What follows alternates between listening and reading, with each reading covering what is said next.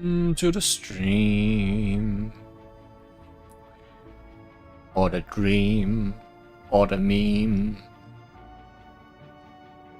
Today on Honkai Star Rail, we actually get to talk about a faction that has been relevant lately. That's a weird coincidence. It's the Annihilation Gang, which might have been annihilated by now. Following the path of destruction. The value Nanook sees in the Annihilation Gang may be less than the value an infant sees when they smash a vase, says the research into destruction by Dr. Primitive. The Annihilation Gang, not very important to Nanook, it seems. Not all fanatical devotees of the Path of Destruction are welcomed into the Antimatter Legion. There are many murderous species throughout the cosmos obsessed with pillaging and annihilation, but they lack the ability to systematically pursue the will of destruction. The scumbags of the Annihilation Gang fantasize about one day serving as pioneers of destruction, but they have no idea that their cruelty only incurs Nanook's utter contempt for them. The reason is that the Annihilation Gang's goal behind their thirst for destruction is not pure enough.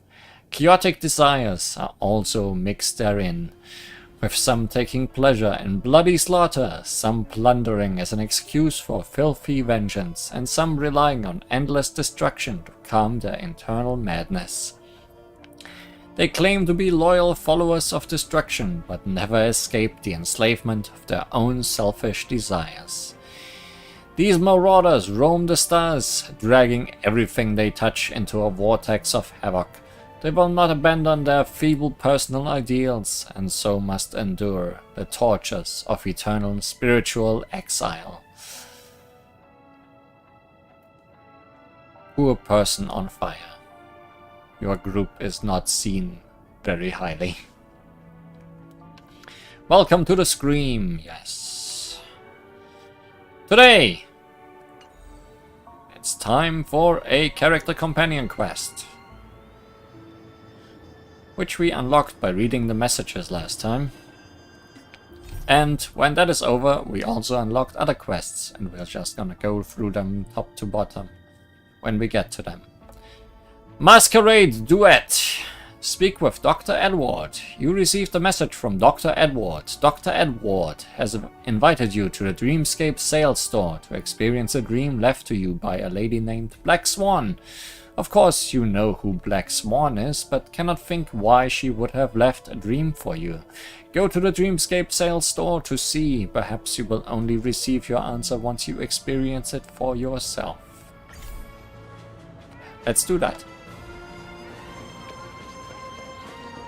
And not get run over with weird cars on the way. We'll get distracted by treasure though, because I do have my pig with me today.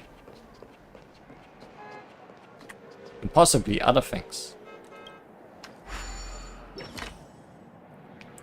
A peculiarly designed telephone is fixed in place, waiting for a curious passerby to pick up its receiver. Who are we gonna stalk today through our dreams? Ring, ring. Dream phone. Good evening, esteemed guest. Would you be interested in making a Dream Peak call today? Dial. Confirm. Ring, ring, ring. The Dream Peak call connected. You are about to hear Bronya Rand's dream. Ah, that wouldn't work. Sailor don't. Oh gosh, this is my favorite episode. Don't use so much force. That box contains handicrafts Mother gave me, and they could break easily. I see. Why didn't you mention it earlier? Fine, I'll leave it alone for now, and you'll move it yourself. The plot takes an unexpected turn, leaving you both irritated and frustrated. You hang up the phone. Thank you for using the Dream Peak call service. Please come back next time. An angry gear. Oh yeah, we can't jump. We can investigate, Trash though. It's rumored that even trash in a dreamscape has feelings. It makes you wonder, how are we different from mere trash? We are not. We will become one with the trash.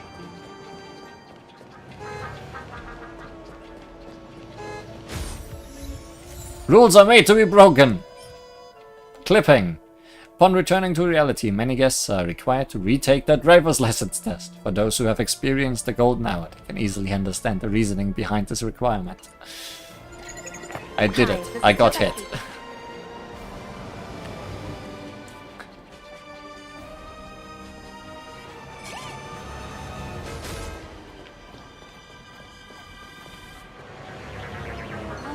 Let's do this indeed.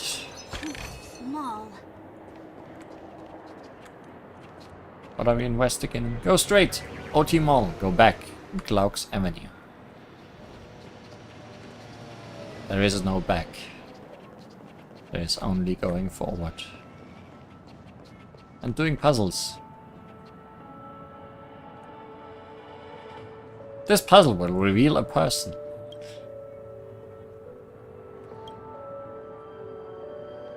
Are you okay?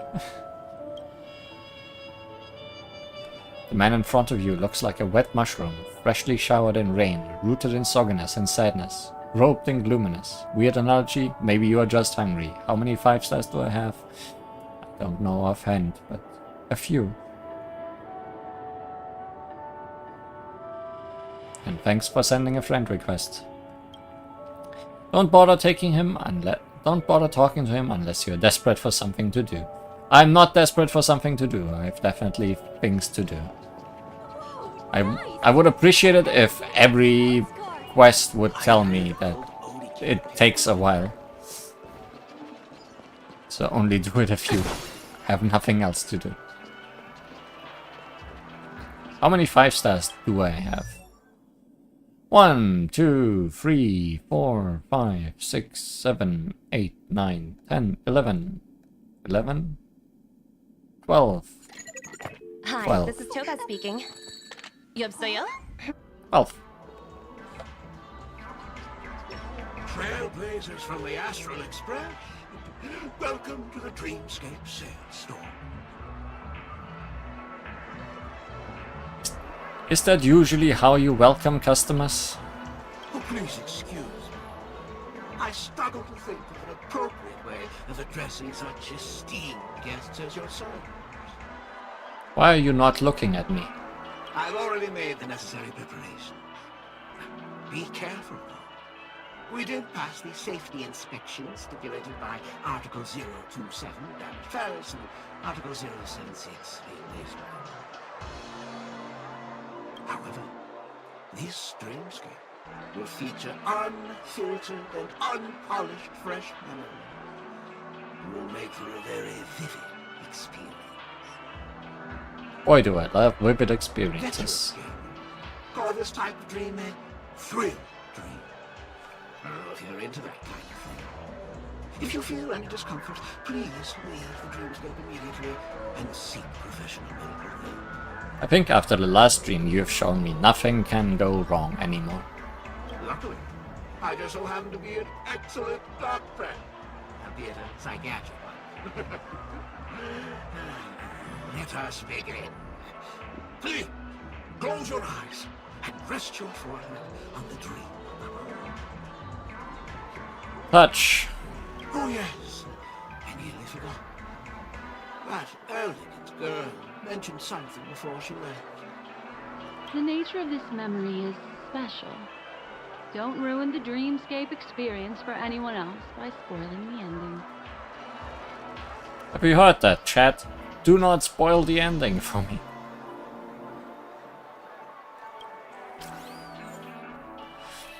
Black Swans Dream Bubble. More trash. Lordly trash. Black Swan offered a special warning regarding this dreamscape.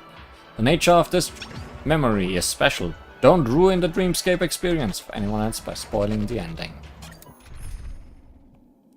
Black Swan must be in the team.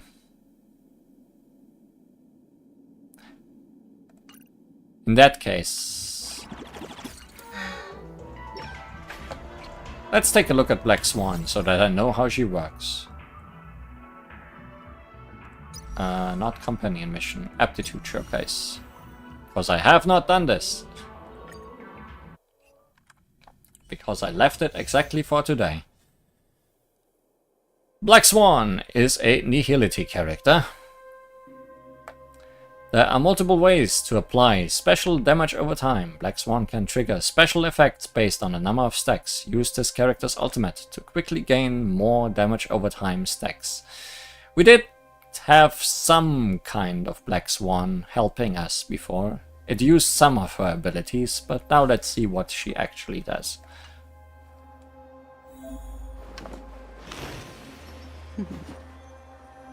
Just some card tricks. Discard your worthless destiny.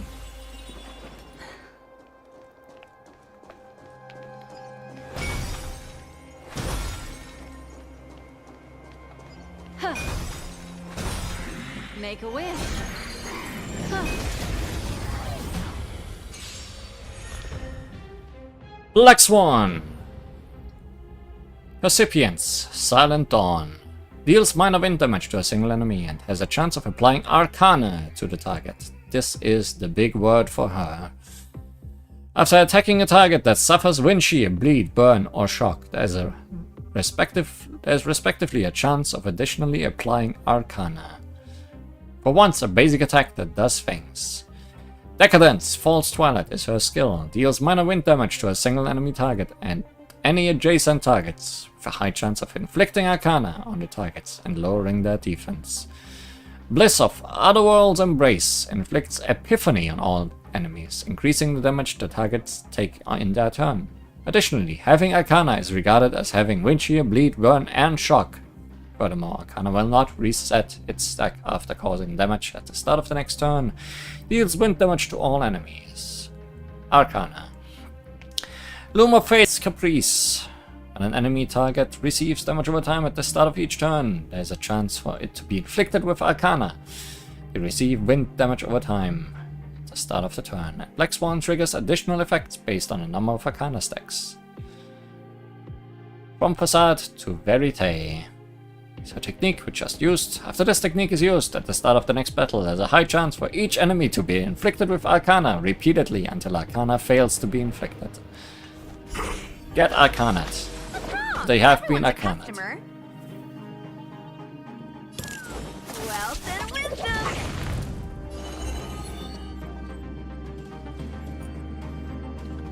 Arcana is a debuff that deals damage over time. This debuff cannot be dispelled. While in the Arcana state, the unit is also considered to be in the wind shear state and takes wind damage over time at the start of each turn. Infliction of Arcana ignores the target's wind shear resistance, bleed resistance, burn resistance, and shock resistance.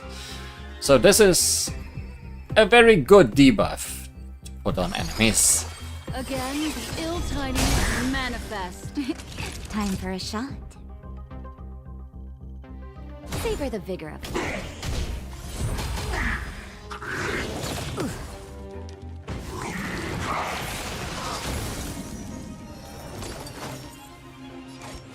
Try this on for size. Then Arcana struck.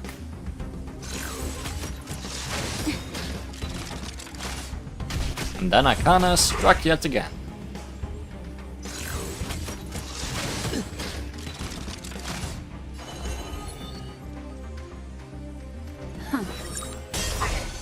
Naughty children, don't listen. Nap time.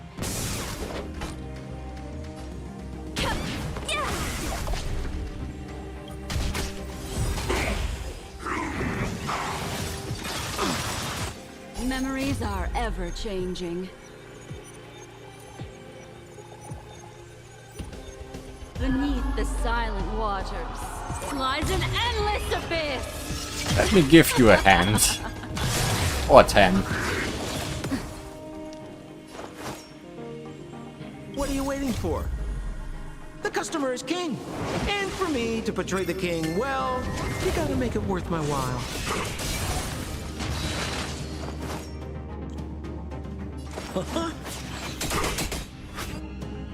Destiny's course is the seal of ill fate descends. Savor the vigor of life. Turn out your pockets. Sounds like more business knocking. Lift your eyes. It's never too early. For a happy new year. How much is Akana gonna do when this guy's turn comes back around, I wonder? Is it just gonna kill him? Yes.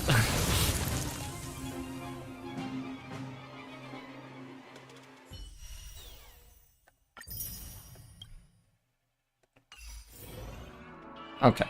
Now we are ready. We are looking for someone.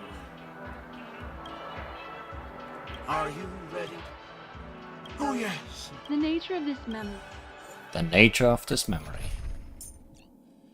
We need some Black Swan. And then some physical and wind. Well, she is wind, so physical it is.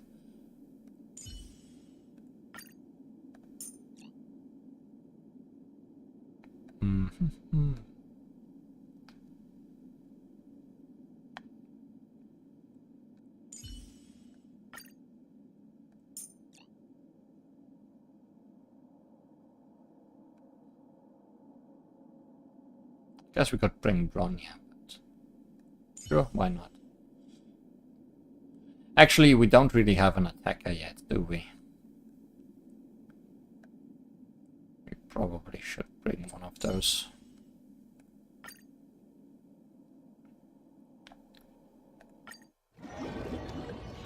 Let's start dreaming.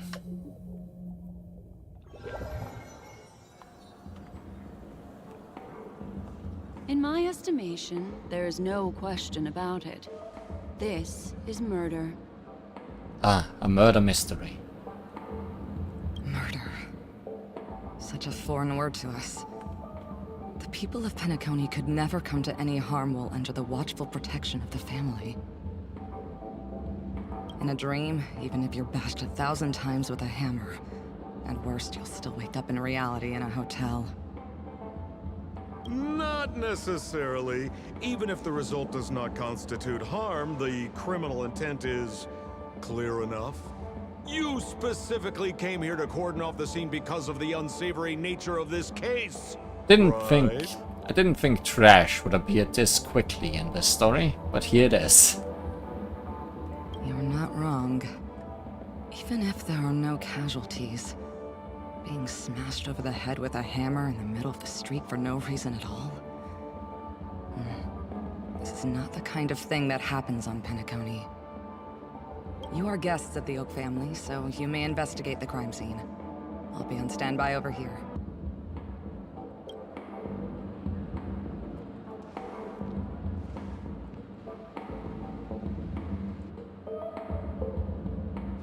Are you a witch? Just how did you manage to convince them in the blink of an eye that we're some kind of detectives? Yeah, you sure don't look it. Offer no explanation. Just some suggestions at the memory level. If something happens in everybody's memory, then that something becomes a fact. Rather than hearing endless explanations, would you like to experience it for yourself? No, no, no! Hey, you can save that for the enemy. In my eyes, you are the enemy. Then on to the next order of business. Let's discuss your companion, shall we? Memo Keeper of the Garden of Recollection. I've been watching you for quite some time. You stole a glance at me when you first entered the hotel. You followed me wherever I went inside the dreamscape. In the windows along the commercial street. In the pond water reflections of the Ideen Park. Even in the reflections of the wine glass. Everywhere. My dear, do you have a crush on me? Well then, seeing as you're so interested in me, let's play a little game. I left a puzzle for you near OT Mall. Solve it and prove that you're capable of pleasing me. If you can solve it, then we can talk. Don't leave me waiting, my dear. Before Penacony gets flipped upside down, try to find me, catch me, and stop me. There's actually more than one memo keeper who's come to Penacony. She's mixed me up with someone else. But no harm, no foul. The address that the mask gave you is right here. But you never would have thought that when Miss Sparkle mentioned a game, she was talking about wanton slaughter on the streets of Penacony. I mean, blood sparkles pretty nicely. Such a direct act of provocation is enough to get my competitive side worked up too. Madam, forgive me. I had no idea about anything she said. As you saw, I went through a brain scan and everything. I'm just a friend, helping her deliver a letter, that's all. I never knew this was actually a declaration of warfare. They say you shouldn't kill the messenger. So, maybe you can just, let me go. You all are the big shots here. I'm really not on your level. A brain scan revealed the absence of brain. Nobody was surprised. What a frightened look you have. Don't worry. Since this has nothing to do with you, I won't be suspecting you of anything. Why don't you come take a stroll with me? Oh, seems like I can't escape being an assistant detective. Oh, fine. It's all fine. No big deal. Welcome to the team, Watson.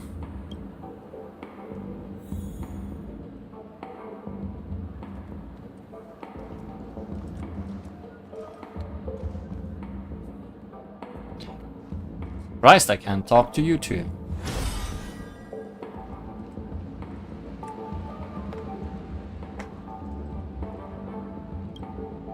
If there's anything you'd like to know, please ask away. Regarding the victim, Who was the victim? An IPC employee named Shamari. Eyewitnesses reported that a tall, strong man wearing a large robe with long sleeves walked right past Shamari and suddenly assaulted him with a hammer. Shamari collapsed on the spot and woke up from the dream. The murderer vanished in a flash. Ooh, that sounds just like Sparkle. Her best asset is transforming her appearance to look like someone else. which is definitely not a thing that is allowed to do in the dreamscape.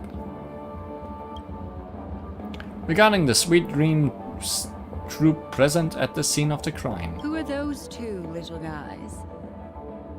Seems like the assailants stole the troop from elsewhere and deliberately placed them here. What nerve. They don't even have the slightest consideration for public order. Those two have clammed up. I wonder if you two could help pry open their mouths. By beating them up. Looks like a puzzle that Sparkle has left behind for you. Regarding evidence at the scene of the crime. Any leads yet? This is a developing case, so there aren't many clues yet. All we have to go by are the weapon used by the assailant and the victim's ID. I mean, that's some good stuff. They didn't even take the weapon with them. Sounds like they're trying to provoke us. Despicable. Can we check it for fingerprints? Dream fingerprints? Can we summon the victim? Where's Mr. Shamari right now? I'd like to meet him. I'm afraid you can't. The Oaks came forward and calmed him down. Mr. Shamari expressed that he understands the unpredictable nature of dreams, and went on to vacation in another dreamscape. Best not to bother him. Guest experiences always have to come first. Oh, I'm afraid by the time we find him, half of Penacony will have been sent back to reality by Sparkle. Looks like we'll have to play this little game of sparkles then.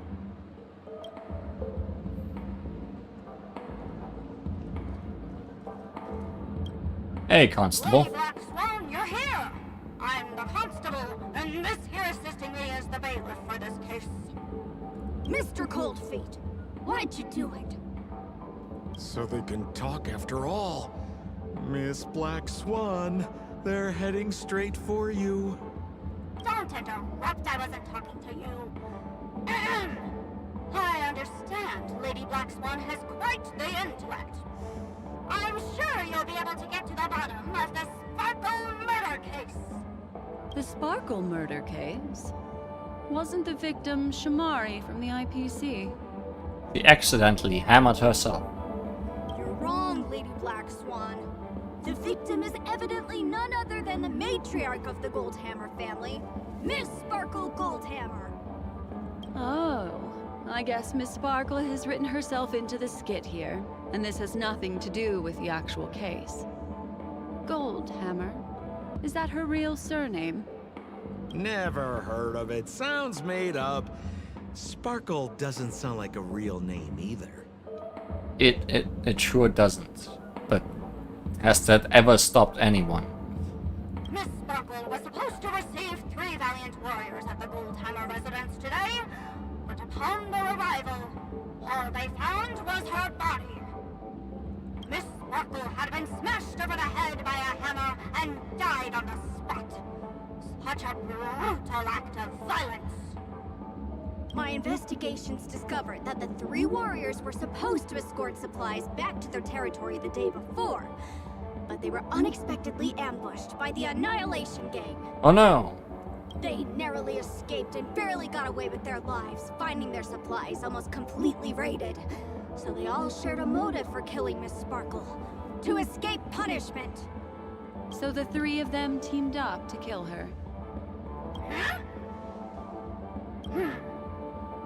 Is the case closed? No, there can only be one murderer. It's not an unsolved mystery if there are 3 murderers. Hang on. Wait.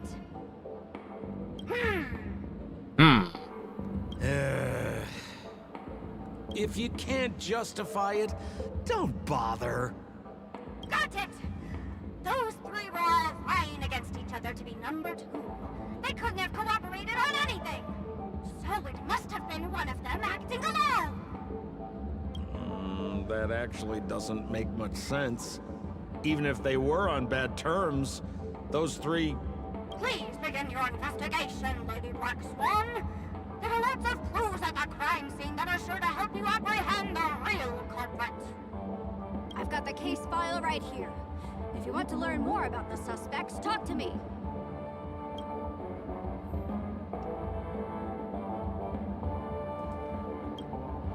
Lady Black Swan, allow me to introduce the 3 suspects to you. Lefton, Zhongshan, and Wright. Lefton is one of Miss Sparkle's chief lieutenants, whose right hand was unfortunately severed while he was valiantly fighting off the Annihilation Gang. He's now learning how to write and hold a fork with his left hand. How tough that must be! Unimaginable. Then there's Zhongshan. This guy's a coward who ran away as soon as a group spotted some bandits along the road. He ended up smashing into the side of a cliff and getting his face disfigured. It's a real shame, as he used to be one of the rare handsome men left around town. Last of all comes Wright. This guy was so insatiably greedy that he still came back to try and embezzle the rest of the supplies after they narrowly escaped with their lives, lying about how the gang had taken off with everything. Lefton and Zhongshan were so incensed that they broke his legs. So 1 broken legs, 1 broken face, and 1 broken arm. Hang on, I'm confused here. Left on? Right? Is this some kind of joke? What? Where did you get that idea from? Do you need me to go over it all again? Yes, please. Got it. And the suspects. Can you repeat that again for me? Case Review 1. While you're experiencing this dreamscape, you can re-examine the details of the puzzle whenever you wish. This seems to be a convenient feature prepared by Dr. Edward. He's so nice.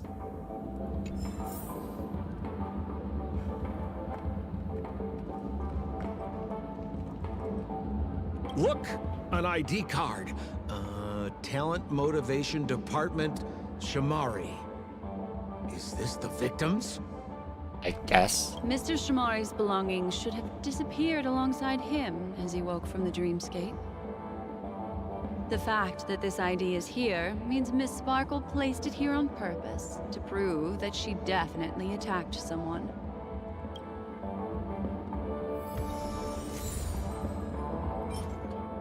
Shamari's ID. The ID belonging to Shamari, a worker of the Talent Motivation Department in the Inter-Astral Peace Corporation. Most IPC staff value their ID greatly. Apparently some have even installed it onto their forehead, ensuring that they can show it off to people wherever they go. Sparkle probably left it at the crime scene to prove that she really did assault someone.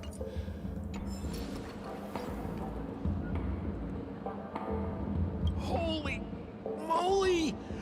This hammer is super heavy! This must be the murder weapon for the Sparkle murder case! Miss Sparkle also used it to attack Mr. Shamari. I'm barely able to lift this using both hands! I have no idea how Sparkle could ever use this to hit a target!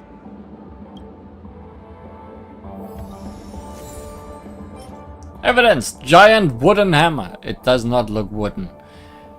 The giant wooden hammer Sparkle used to attack Shamari ? It seems to be a custom-made model specifically for her ? It is extremely heavy and even Sampo can't lift it on one hand! What a Herculean woman! ?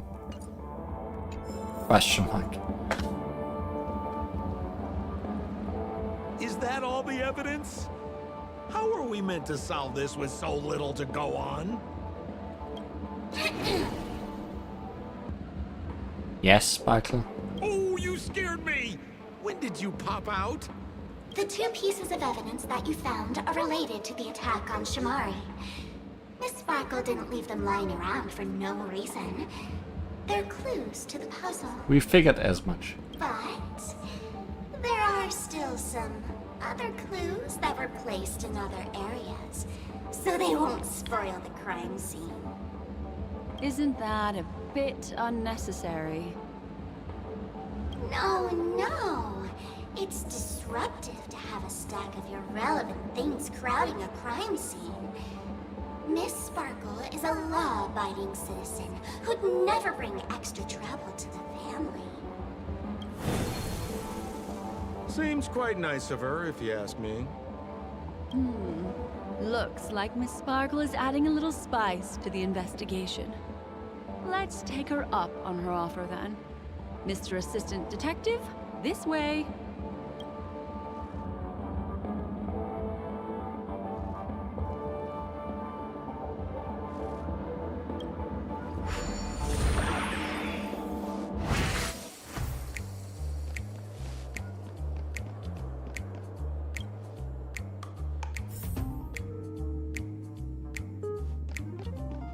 The fern is not a clue. I'm disappointed.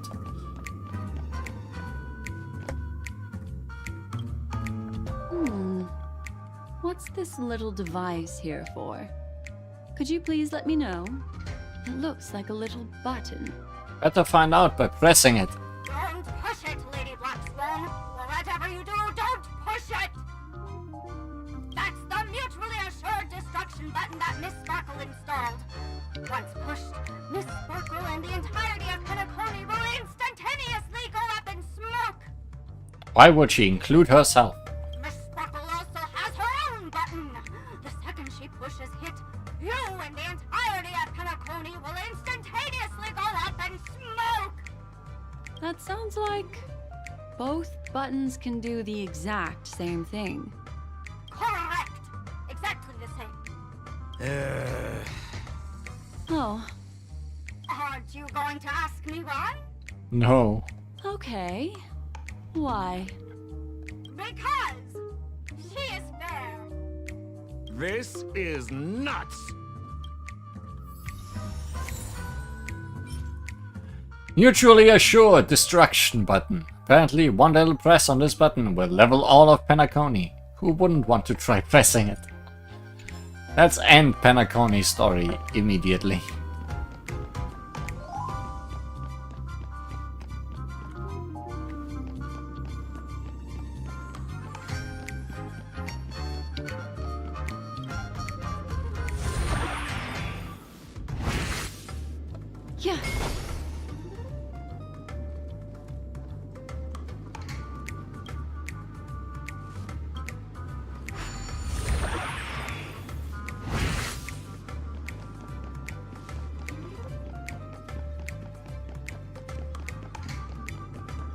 Puzzles that I'm too...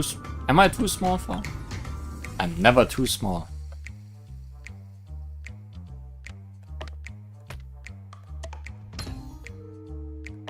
Why is our conductor here?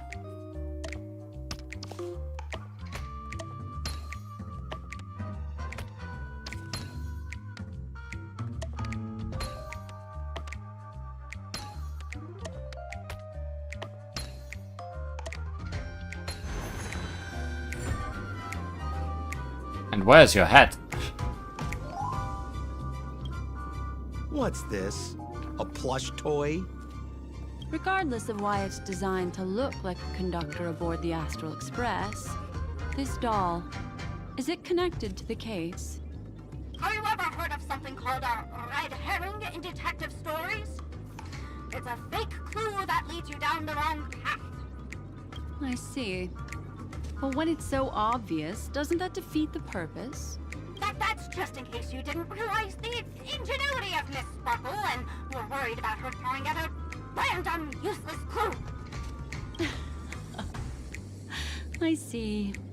Thank you for your keen insight. Then, let's pretend we were misled by a red herring. This doll, could it be connected to the case? Sometimes a conductor is just a conductor. You don't have to play along that hard, you know. Pom-pom toy! An exquisite pom-pom toy. Who knows why Sparkle would have something like this? Maybe it's truly because the conductor's beauty is famous throughout the cosmos. Must be the case.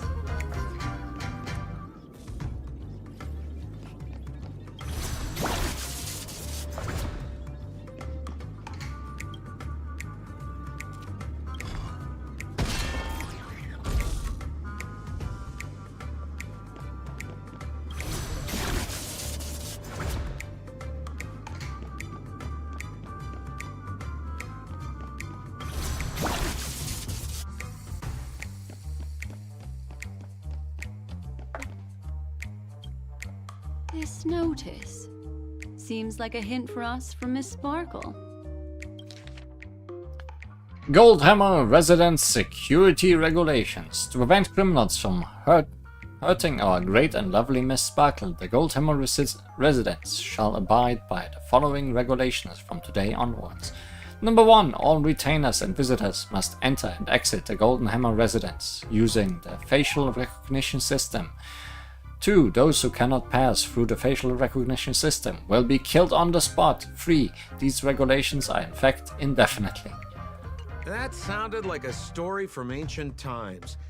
And why did the facial recognition system suddenly go out? This is so her style, isn't it? Doesn't look like there are any more clues. Let's head back to the crime scene. Next, should we pin down the identity of the perpetrator? This evidence, I've been staring at it all day, but there's nothing that can identify the perp. Lefton, that guy lost his hand. Can't really use a hammer. Remember Zhongsheng's face was disfigured after the incident at the cliff? Right? I remember this one best. Right has a broken leg. Why don't we flip the question and start by asking who couldn't be the murderer? After all, there are only 3 suspects, so elimination could be a valid method. If you put it like that, then do you already have someone in mind? Tell me, come on.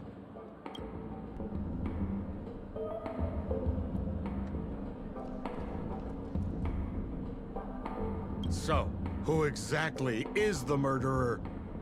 Lefton, that guy lost his hand.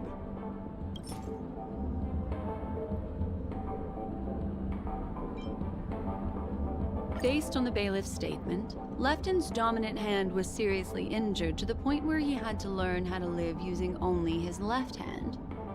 Swinging that giant sledgehammer to murder someone, that must be hard for him. Probably impossible. Lefton's suspicion level can be downgraded.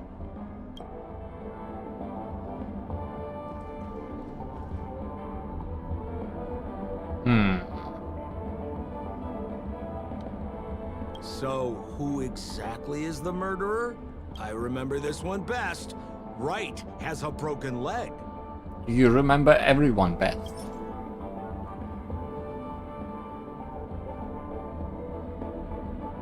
Oh, wait.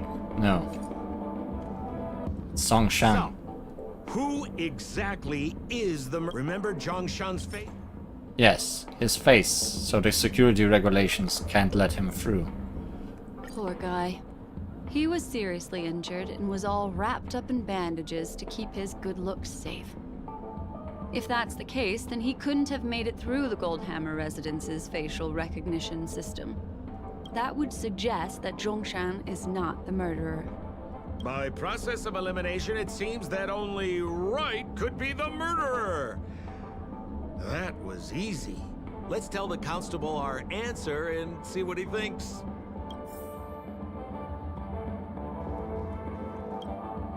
Please begin your investigation, Lady Black Swan. There are lots of clues at the crime scene that are sure to help you apprehend the real culprit. The murderer is Wright. What's wrong? Beep! You have answered correctly! As expected, you didn't disappoint, Lady Black Swan. Game rules stipulate I must tell you where the next puzzle is. Huh? The next puzzle? I didn't sign up for this. Looks like the key to winning lies not in the puzzle itself, but in the motives behind Miss Sparkle's strange behavior. I'm afraid this chase may just go on forever. I have to remind you that Sparkle is a masked fool? Do you plan on finding logic in the mind of a masked fool? That's exactly what I plan on doing. Even if it's just subjective, there must be an overall principle behind the behavior. Memories cannot lie, and hers may just understand more about her than she does herself. Right now, let's follow her train of thought and head to the next puzzle. I hope this time we can get ahead of the Bloodhound family. I want to try and avoid using my Memo Keeper powers.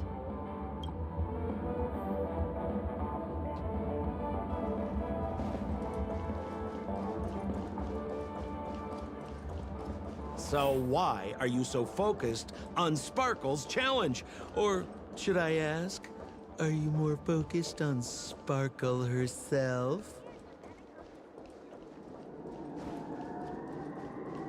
I told you, it's purely out of a spirit of competitiveness. And as a Memo Keeper, I also have to fulfill my responsibilities and harvest some interesting memories.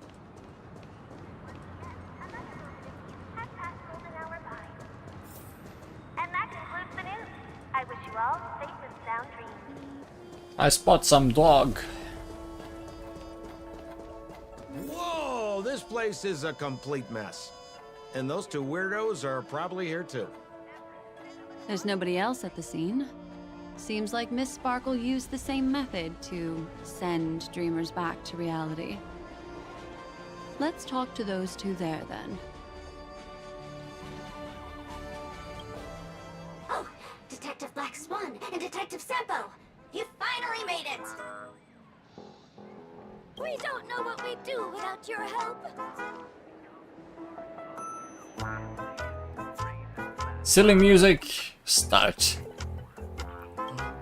Why are you talking like that? Is this some sort of artistic performance that young people are into these days? Is there something wrong with the way we are talking? Deputy Sheriff, am I talking in a strange way?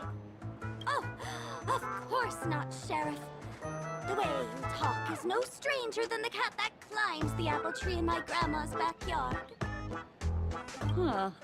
The skit this time is a modernist one. Let's discuss this difficult case then. The victim is a galactic business magnate named Sparkle. Her again? Sparkle really is obsessed with scripting her own death. Oh, for the laughter. If you undercut me one more time, I swear I'm gonna kick you in the butt. Sheriff, may you be Sparkle in disguise. Miss Sparkle pained the fashion store to buy herself a brand new tie. She didn't come back out. After a long time, the shopkeeper went in to see what was going on, but instead discovered Miss Sparkle's body. She had been strangled to death. By a hammer.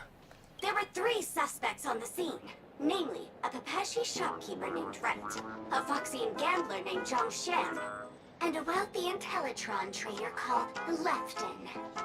Sparkle, do you just not know any more names? Our old friends. It's not just to aid your memory. We've added more descriptions to help tell them apart. Miss Sparkle is so gracious. Based on surveillance footage, witness testimony, and various pieces of evidence, the killer is ultimately among these 3, and they were not working in cahoots. You're too lazy to be a suspect, right? Oh, for the laughter! If I talk any more with you, it'll make my pure soul filthy! Detective Black Swan, the dossiers are over here. You can learn more about the suspects from me. I trust you'll be able to cut through the hogwash and find out who Miss Sparkle's killer is. Let me introduce the identities of these suspects to you. It's very straightforward. First of all is the shopkeeper, Wright. He's one of the Pepeshi people and only stands as tall as Sparkle's waist, which is often a source of teasing for him. He can get pretty salty about it. Next up, you have the merchant Lefton. He wants to join up with the Penacony Trading Guild and is in direct competition with Miss Sparkle. That could be a motive for killing her. Finally, there is the gambler Zhang Shan. He lost a bet to Miss Sparkle, and he had to hand over his family heirloom. It's possible he harbored a grudge against her. That's all the information we have. Do you need me to repeat it? That won't be necessary. That won't be necessary. I remember it all.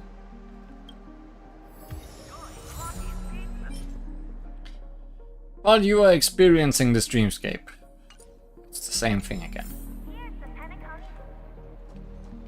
Show me the evidence. And there's the tie. That skit before said that the deceased was strangled. Is this tie some kind of joke murder weapon? The tag on the tie reads, "Only for Imperial Master Lefton." Seems like it's one of Miss Sparkle's personal belongings. That's not how you use the word imperial.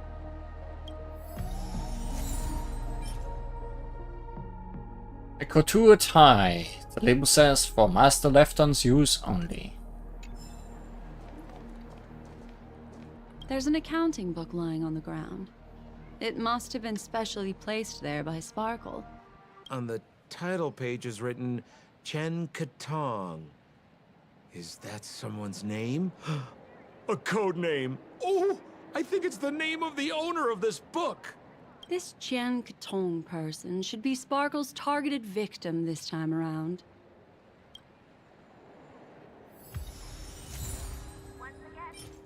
Chen Katong's account book. The account book of the rich merchant, Chen Katong. For a merchant, it is probably something second only in importance to money. Sparkle probably left it at the crime scene to prove that she really did assault someone. And then to be tiny again. So, it's just like the first case then. Only 2 pieces of evidence. The rest hidden inside her memories again, right? Miss Sparkle doesn't want to distract your investigation. She doesn't want to distract our investigation? What a law-abiding citizen this Sparkle is. Why doesn't she surrender then? Because that wouldn't be any fun, clearly. If she wants to play some games.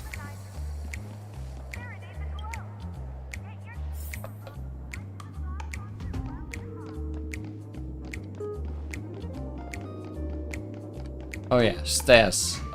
My old enemy.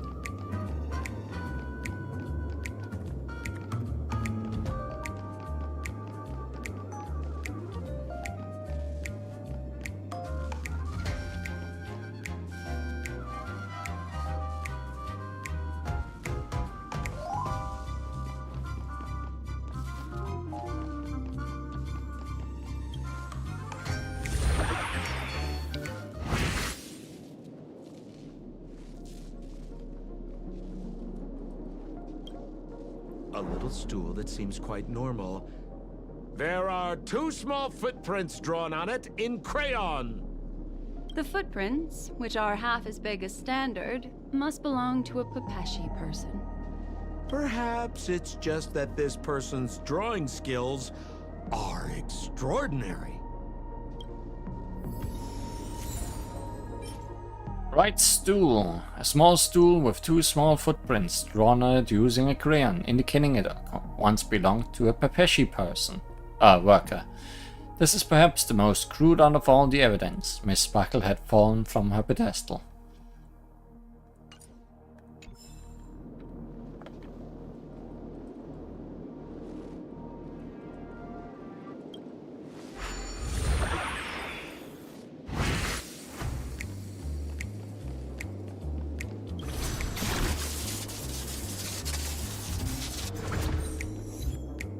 Escape velocity reached.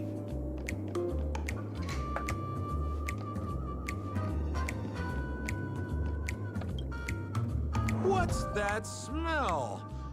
Why is there a smoked red herring there? Clearly, this is not a red herring. Mr. Sampo, take a look. This is a wonderful smoked red herring. Somebody save me from this cringe joke. Even among the fools I know, Miss Sparkle's sense of humor stands out from the rest. Have you dealt with many masked fools before?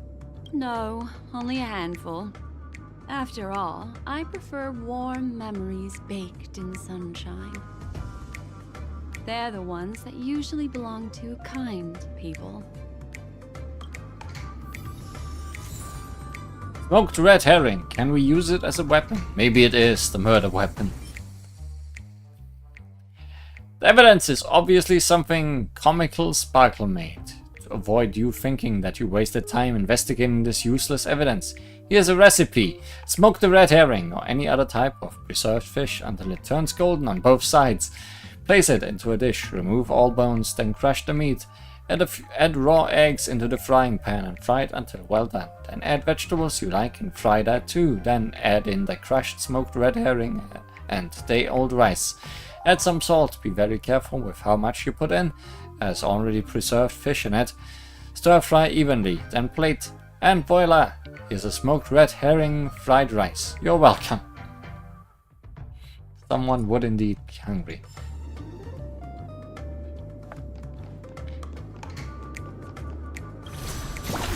Not only food, but food that can be obtained.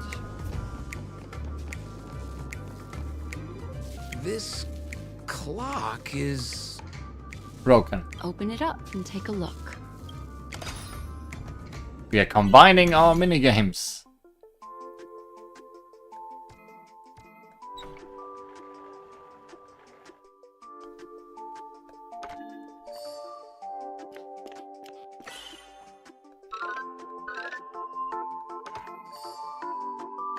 We are not making it very hard, huh?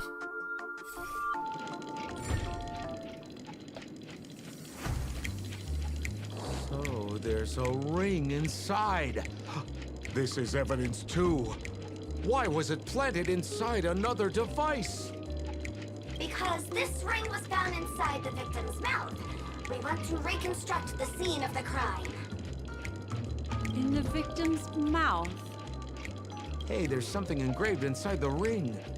Zhongshan family heirloom. That should be it. Let's head out. I have to thank you, Mr. Assistant Detective, but the puzzle this time is pretty strange. Have you found out who the killer is? Just some shallow intuition. Anyway, let's report back to the sheriff for now.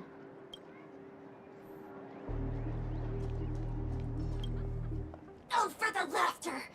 Didn't think I'd be seeing Detective Black Swan so soon. Was that? You found out who the killer is? Pretty much. You live up to your reputation, Detective Black Swan. As smart as the nest of magpies roosting in the roof of my Uncle Frank's garage. This guy is mixing up his birds here. Then go ahead. Who is the killer, and what evidence do you have to prove the case? Identify the murder. Do not identify the murder. Think again. In my opinion, there is no murderer for this case. What do you mean by that?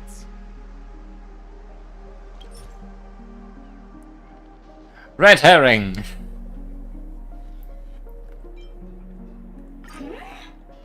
This evidence doesn't really prove that he is the murderer. Who? It doesn't. Looks like Miss Sparkle is more careful than I thought.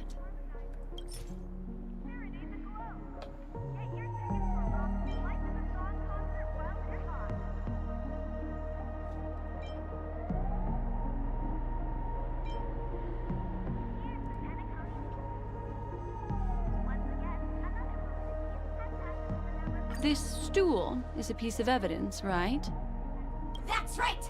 That's the one. Miss Sparkle's business failed, and she was on the brink of bankruptcy. As she passed by her regular fashion store, she ran into her old nemesis, the bullying shopkeeper from the store, and the gambler whose life she'd ruined. And those three all looked happier than her. Miss Sparkle's ego wouldn't allow that to happen. And so she stole Lefton's tie, placed Zhongshan's ring in her mouth, stepped up onto the stool, and hanged herself from a beam in Wright's shop. And her motive was to try and frame all three of them. Dun dun dun. What a tragedy! If it weren't for your incisive detective work, the three suspects would all be facing grave injustice. Is something wrong here? This is too easy. The first case wasn't hard, but this one... As you can imagine, the conclusions that the evidence points to are not mutually exclusive. Which means, this is probably another prank from Miss Sparkle. Mr. Assistant Detective, please feel free to point out a suspect as the murderer. Ah, I see. Sheriff, the murderer is Lefton. The evidence is the tie, right? Correct, Detective Sampo. I never thought you'd be able to deduce the truth. Sheriff, the murderer is right. The evidence is the stool, right? Yes! For the laughter, how did I fail to realize this formidable intellect of yours? Then, right from the start, there was no murderer. The evidence is the ring. Whatever, I'm just spitballing here. Goodness me! Deputy Sheriff, is he really a genius? How could such an unfathomable mystery be solved so easily by him? Look, Miss Sparkle has given us a puzzle where every single answer is correct. Why take it so seriously? Miss Sparkle is a masked fool, not a masked genius. If it's a challenging puzzle you want, please go out there and turn right until you get to the Intelligentsia Guild. We're only responsible for providing an entertaining detective experience. Anyway, since our genius detective Black Swan has cracked the case, I will now share Miss Sparkle's next puzzle with you. So that's it? This is just going to go on and on forever? We can't do that. Then I wish you both the best. Oh yes, if you're not in a hurry, I can tell you the answers for some of the outcomes you never chose. Detective Black Swan, would you like to hear about the other answers that you didn't guess? Sure. Why, I wouldn't miss it for the world. Seeing as you put so much work into everything. The murderer is Lefton. Lefton is a wealthy merchant who has been competing with Miss Sparkle for decades. They're always at each other's throats.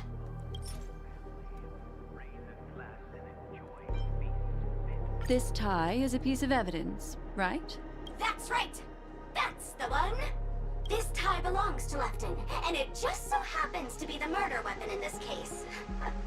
Could the evidence be any more solid than this? Lefton snuck into the changing room and waited for poor Miss Sparkle to enter before using this very tie to brutally kill her. And then he stuffed Zhongshan's ring into her mouth as a way to try and frame him. What a tragedy! If it weren't for your incisive detective work, the murderer would still be at large. The murderer is Zhongshan. This guy, Zhongshan, is a card shark who used to play Get the Koi with Miss Sparkle. He gambled away his entire family fortune. So the evidence is the mackerel. It's a herring, not a mackerel. This ring is a piece of evidence, right? That's right! That's the one!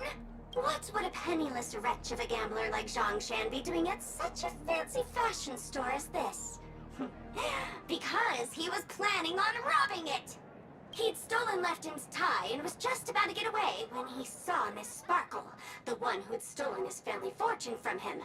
So, he darted into the changing room and tried to get back his ring. Who could have known that Miss Sparkle would end up swallowing that ring?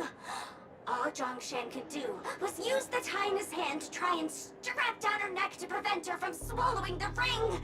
But he unexpectedly managed to strangle Miss Sparkle to death. What a tragedy! If it weren't for your incisive detective work. Wright is a Papeshi citizen, and Miss Sparkle was a low-key bigot, always laughing at his height. This stool is a piece of evidence, right? That's right! That's the one! Miss Sparkle always teased poor Wright until he was unable to take it any longer. Eventually, murderous intent was born. Taking advantage of his position, he stole Lefton's tie and told Miss Sparkle, "Miss, please come with me to the changing room. I'd like to show you a matching tie." Miss Sparkle never thought Wright would retaliate against her, so she went back with him to the changing room. As Wright stood atop the stool and helped Miss Sparkle try on the tie as usual, he then suddenly pulled it tight. And that's how he killed Miss Sparkle. What a tragedy! If it weren't for your incisive... I'd rather not play around. We don't have very much time.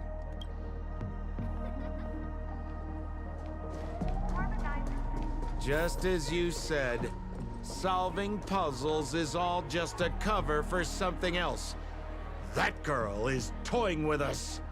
What should we do now? Just keep getting led around by her? Truly, Miss Sparkle is a fascinating person. She seems chaotic inside, but easy enough to understand. Like a performer on the stage or a child hungering for attention. This game will be over soon. This time, we're going to catch her. Good luck trying to catch her.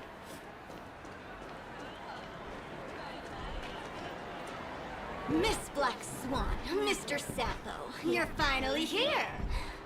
I am the famed detective of Penacony, and next to me here is my assistant detective. A murder in a locked room has left us all stumped.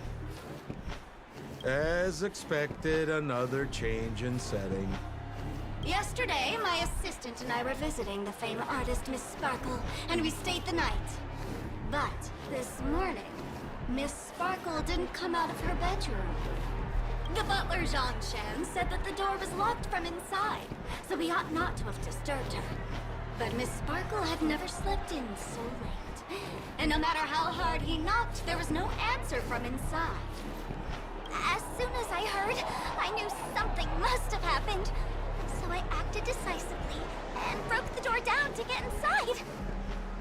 The room was covered in spattered blood. Miss Sparkle's body was lying right in the middle, her face white as snow. One look told me she'd been dead for some time. Thinking quickly, I grabbed the artist canvas to staunch Miss Sparkle's blood, but... alas, poor Miss Sparkle! She's left us now forever! Besides us and Zhongshan the butler, Lefton the cook and Wright the driver were also at the scene of the crime. What would you like to do? Presumably, Miss Sparkle is now carefully arranging the next crime scene, right? Why don't you skip all this rigmarole and just have a heart-to-heart conversation with me? It might tickle a little. Wait up! Wait up! Honest kid. I know where you are, Miss Sparkle. No cheating! Huh. Mr. Assistant Detective. You seem to be getting anxious. No, it's... This locked room murder case is pretty fun. I want to guess who it was. Tempo, I use Sparkle again. You used this disguise before. Let's go. Can't keep a girl waiting, can we? Or are you working together with your fellow masked fool? Tempo. Hey, Miss Black Swan, wait up, wait up! Miss Sparkle has one final message to announce. Ding-a-ling! Now comes the most exciting and romantic moment in any drama. The audience challenge. Everyone knows that the mighty masked fool Sparkle can change her appearance to look like others. And in this drama, the villain Sparkle has disguised herself as another character. So then, I put to you, which character is it? Also, if you're interested in the locked room case that the memo keeper ignored, you can try out your powers of deduction. I put lots into coming up with the puzzle, so don't let it go to waste. Thus, the masked genius Miss Sparkle has thrown down the gauntlet. All the clues are in motion. Happy hunting!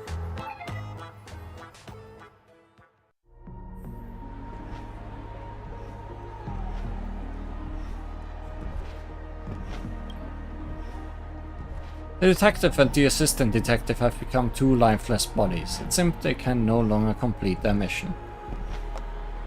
Well, too bad.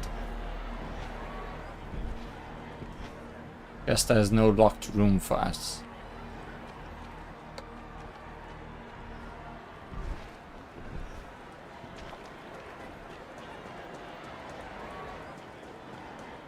Miss, why didn't you just do this earlier?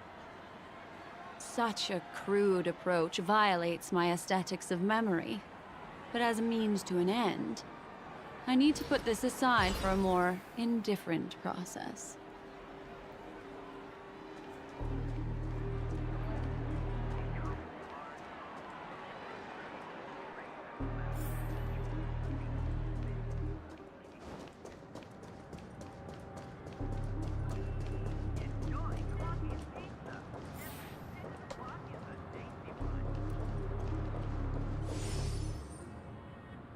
Here I stand, face to face with trash.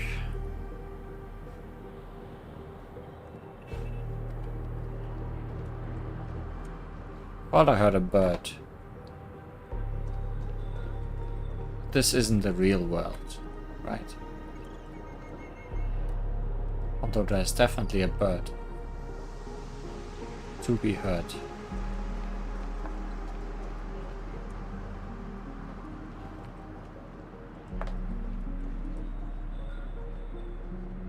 Ah, you too are filled with red herrings, are you not? There's no weird, sweet dreams troop, nor is there evidence strewn all over the place. We finally caught up with her. But what's that thing? A Bella Boggian trash can? In Penacony? It always comes down to this. Hey, dear Memo Keeper and Mr. Coldfeet, you made it. I didn't expect you to skip the final puzzle. That's on me. All right. Miss Sparkle cares not for the faults of ants like me. Come then, this is the final question. Listen up. What creature has 4 legs in the morning, 2 legs in the afternoon, and 3 legs at night? What are you, a sphinx? No murder case this time around? Sometimes it's nice to take things easy. Come on, dear, give me your answer then. People. A trash can. Seeing as you're right here in front of me like this, then I guess the answer is a trash can. Right? Womp womp. Wrong answer. That's funky, but a wild guess. The correct answer is Sparkle. When sleepy in the morning, she can't get out of bed. She runs about all afternoon in a fluster, so is exhausted by evening, but has to still raise a hand to hold a toothbrush. Poor Sparkle. So naturally, she's got 4 legs in the morning, 2 legs in the afternoon, and 3 legs at night. What the heck was that jibber jabber? What a cute answer. Thanks for the compliment, my dear.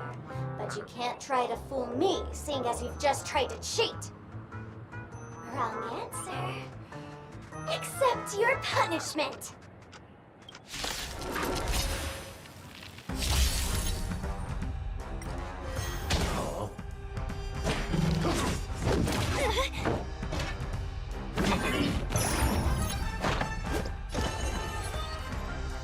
So, what's your gimmick again?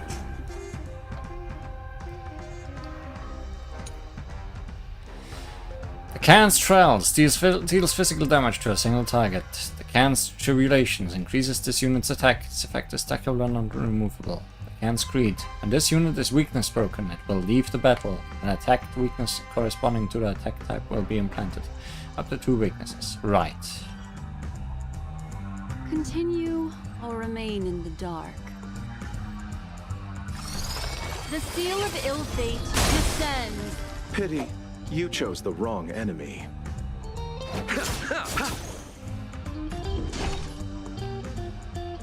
Who's next? I need to be brave. Commencing annihilation.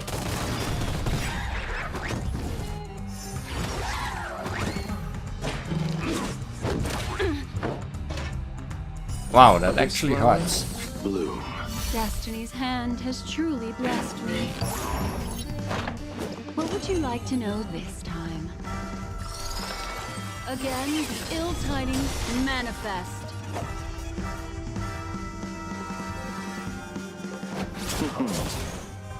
What a headache.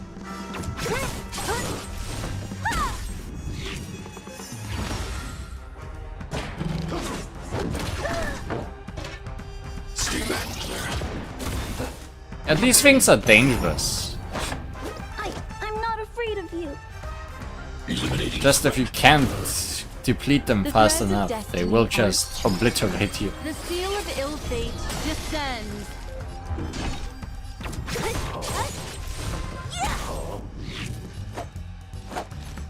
Receive divinity. Thanks. I'll never forget you. That which is seized must be repaid. I can still fight. Hazardous waste.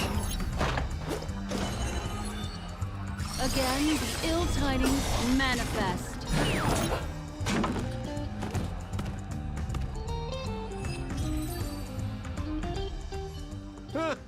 Holy smokes! What's up with this guy? He just came out swinging from nowhere.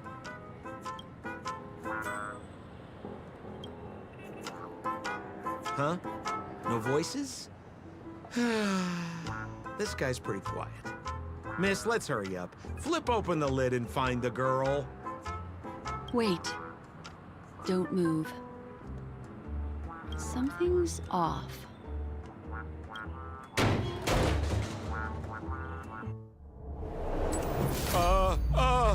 Miss, you killed Sparkle.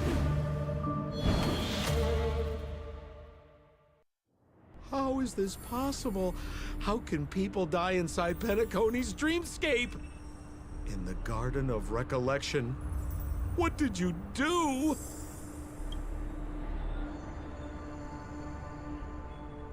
Well, I guess we are rich, so it's fine.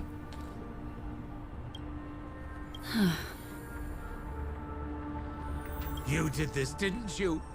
Killing people in their dreams. Only the Remembrance has the powers to do that. You planned it out all from the start because she teased you and was pranking you. You wanted to kill her. Oh, I understand. You refused to let me go because you wanted to drag me into all of this. If I don't agree, I'll end up just like she did. There is no death inside Penacony's dreamscape. That's the promise of the family and the blessing of the harmony. Not even a memo keeper can break this barrier. Well, this would be our third murder, though. There's no need to take such great pains. If you just want confirmation, I've already told you the answer, Miss Sparkle. Miss Sparkle! Who are you talking to? You. Dun dun dun. Sparkle has disguised herself as another character. Wouldn't that be you, Mr. Sampo? This? Don't jump to conclusions! If you want to accuse me of being Sparkle, you have to provide the evidence. Oh, I'm afraid evidence is a little too hard to come by. So, deduction will do. The hint for the final question was a little too obvious. Oh, you mean the locked room murder? I thought you weren't doing that one. All the painstaking effort that Miss Sparkle put into it. How could I ever miss it? The key to solving the puzzle lay in two pieces of information put forward by the detectives. First, the large splatter of blood at the crime scene. Second, the victim had been dead for some time. Based on my shallow understanding, I can only draw two conclusions. One is that the murderer did not need to create a locked room case, because a locked room always needs a reason to exist. But, based on the detective's description, this locked room did not delay the discovery of the body. There was no third party at the crime scene to frame, and the blood everywhere didn't look like a faked suicide. That being so, the murderer seems to have no reason for creating a locked room. There is also reason to speculate that if the crime scene was a locked room, then its creator might not necessarily be the murderer. As for my second conclusion, it's even more obvious still. When everyone broke into the scene of the crime, why did the assistant rush off to staunch the blood? A trained professional was somehow happily destroying a crime scene just to save someone who's obviously been dead a while. The answer is simple. It's because the assistant detective is the murderer. At the time, I was in such a hurry that I didn't hear the whole mystery. I tentatively speculated that the murderer had killed the victim the night before, but hadn't locked the door from the inside. And so, when he learned this piece of information, he realized that the victim had created their own locked room mystery. That's why he had to rush to the crime scene as soon as possible, to confirm whether or not the victim left any evidence implicating him. And, judging by his behavior, it probably had something to do with that canvas, like some final words. Of course, this is just a simple mind game. The answer to the puzzle isn't important. Miss Sparkle just wanted to pass on one hint to me, that the murderer is the assistant detective. And that's you, Sampo. Which means it's you, Mr. Sampo. I've been using this term of address, but it was you who first came up with it. Has anyone ever told you that you're more like a detective than a memo keeper? In my opinion, there is no difference between the two. Follow ripples along the surface of the water. Use some abilities and tricks to keep diving deeper, and touch that secret deep inside people's hearts. Salvage it, and protect them carefully. The truth does not lie. Neither do memories. Exquisite reasoning, and very close to the truth. But I have another answer. Would you like to hear it?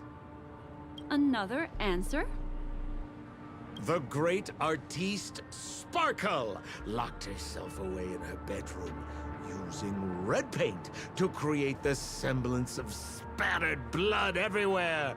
And that assistant detective who was first on the scene, who confirmed her death, was not the murderer, but rather an accomplice who assisted her in faking her own death.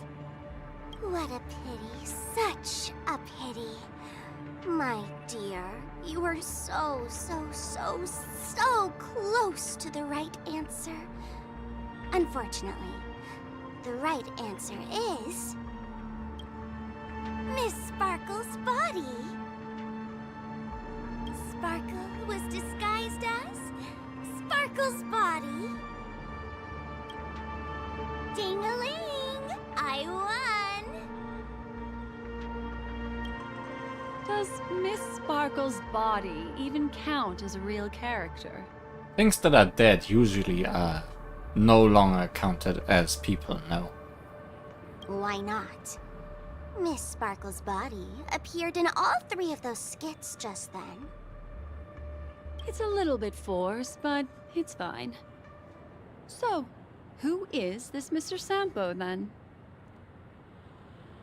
Beautiful lady, I already confessed everything to you earlier on. I really didn't know a thing. I just helped a friend send a letter. That's all. So I've been running a fool's errand this whole time.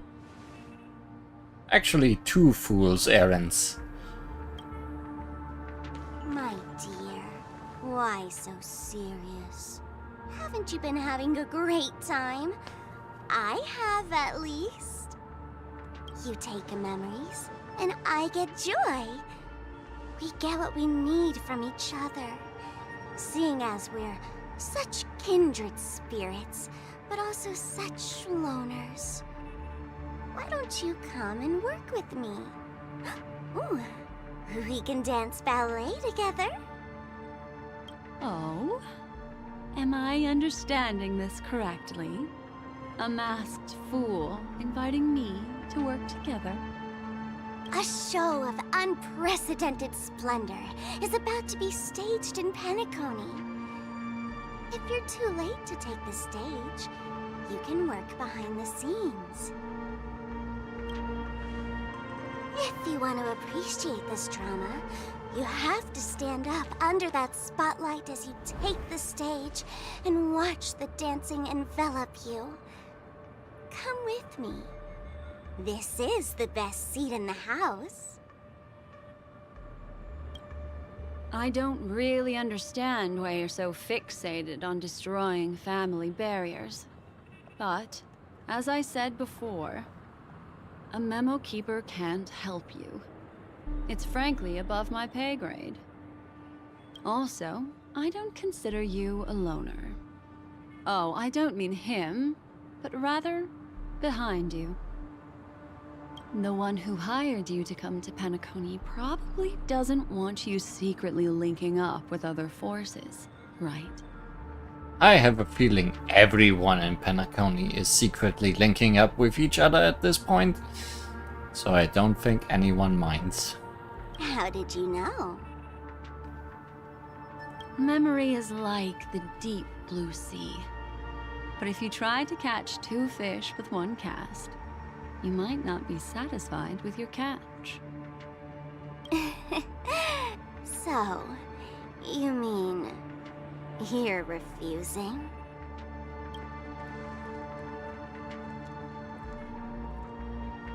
Memo Keeper, Did you think you could just leave?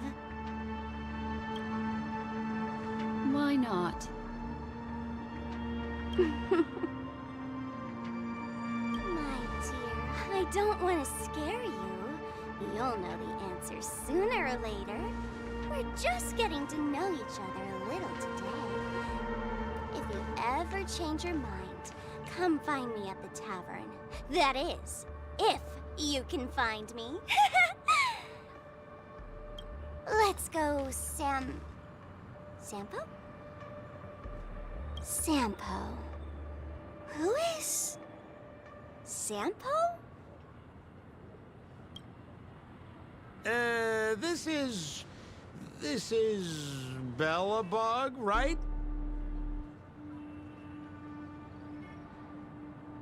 Things are falling apart. I said, why not?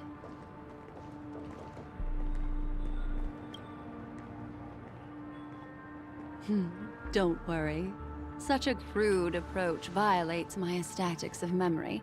So once you leave my sight, you'll be able to remember everything again. And also, I'm sorry, my dear. My dream dance partner? I've already got sights on someone else.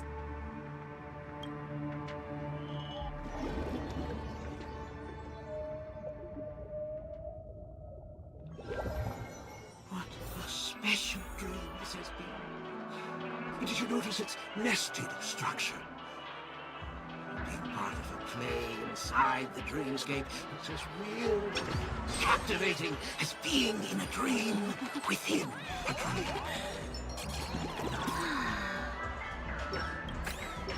That's the end of Miss Blackswan's dream bubble. Are you satisfied with your experience? Sampo turned out to be... I noticed that the people in your dream were familiar to you. It's worth repeating that dreams are just dreams. And in Pinnacle, dreams can be processed, or even tempered. Dreams are just memes. Things in our dreams cannot be trusted, let alone in someone else's dreamscape. If there's any information that you'd like to confirm, please do so by the cold, hard light of reality. Sweet dreams.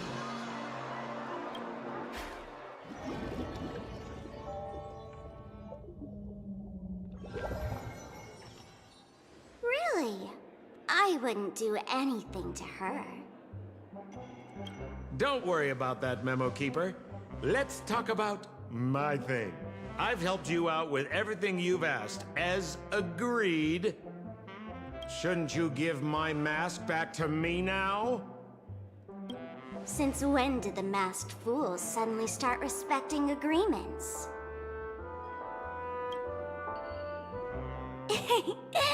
Just kidding. I loved seeing that look on your face. Take this key to the tavern cellar, third barrel on the left. You never saw me. But Sampo, after all this time, what made you suddenly want to take back your mask? This doesn't seem like the Sampo I know. Let me guess. A catastrophe is coming to Urello 6. Am I right? Well, no comment about that. Can you do me a favor and go to reclaim that dream bubble? Of course.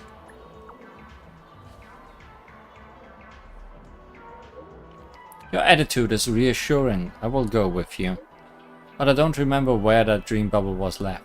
Can you remind me? How could a memory keeper forget a mem... Are you really Black Swan? You figured me out.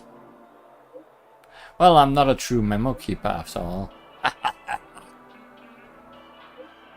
I can't believe you figured me out so quickly. How dull. Pranksters are all about the back and forth. You've seen how much fun I have with that memo keeper. You should learn from her, young nameless. This is just the beginning. I'll be back. Please don't come back. Nothing good ever comes from hanging out with a fool. Message failed to send. This user does not exist. Damn you, Sparkle. Foiled again. Masquerade duet. Finished. Challenge to the reader. All the clues are in motion. Happy hunting. Hi, this is Toka. The dance is on. 여보세요?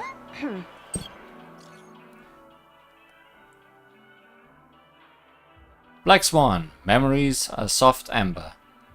Lee, I imagine you have already seen that dream bubble. Relax, I just want to know if anyone has come looking for you yet. I'm getting a deja vu here.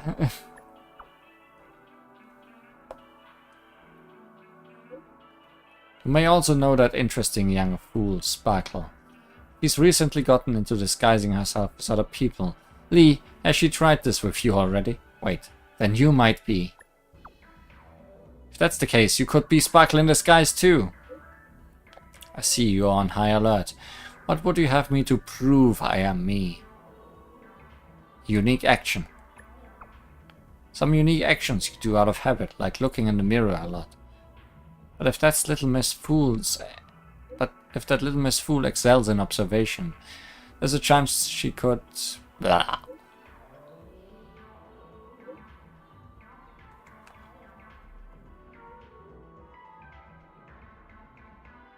There's a chance that she could perfectly imitate everything about a person. I think that the only thing that can differentiate someone from another is their memories. There's no way for an outsider to completely steal or imitate every ounce of a person's memory. It's just like when we met in Penacony, is it not? A strange dreamland surrounding us, a series of strange murders, people with differing dreams, the truth that lies beneath the water's surface. Do you need me to go on? I need more.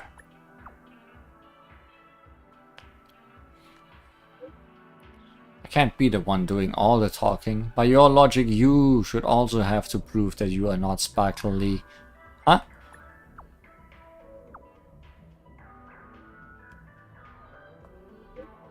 I'm just joking. As a memo keeper, I naturally know who the person is on the other side of my screen. Miss Sparkle's pranks are not without their benefits. She's able to make us re-examine what we have seen and think about the appearance and reality of the dreamscape. This is also the reason that I shared the dream bubble with you. Alright. Looks like she hasn't caused any major damage. I will put my mind at ease. Talk to you again soon. Hi. 好，知道了。Sure thing. Well, that was a companion mission that did not unlock anyone for the Express. Because this was in fact not Black Swan's companion mission, but Sparkle's. Probably more of her soon.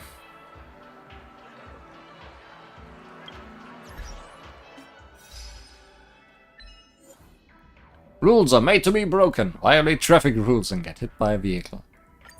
Did do that. Hazardous waste. Have one allies get defeated by the lordly trash can. The dance is on. Complete masquerade duet. Escape velocity reached. The rocket teleportation and Han's adventure lasts more than 4 seconds. That's incredibly specific.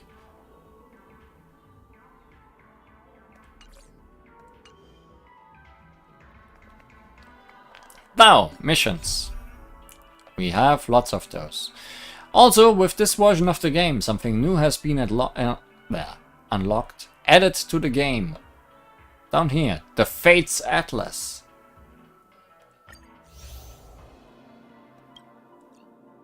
This is a bit of a recap of everything we've done. Or, in a way, to show every important mission in the game. And things that are still not completed are marked. So that's actually very useful for the me who wants to do important things.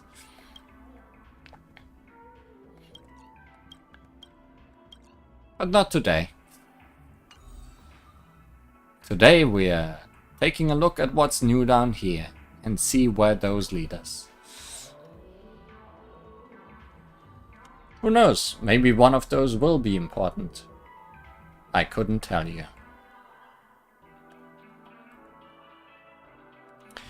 Cosmic Star!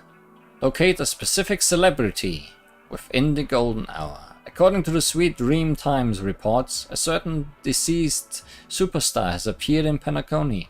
Intrigued, you decide to catch a glimpse of this superstar.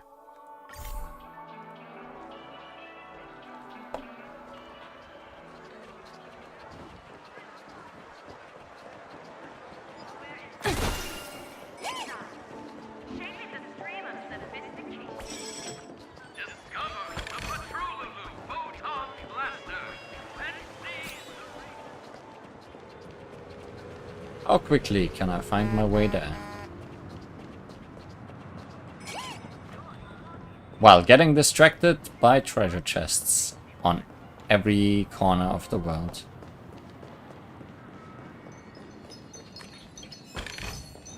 Hard work pays off. So much treasure. Checked off the list. My dream is right before me. Cake, soda, fresh baked pizzas. I mean, I'm on the right way, so I guess it's working out.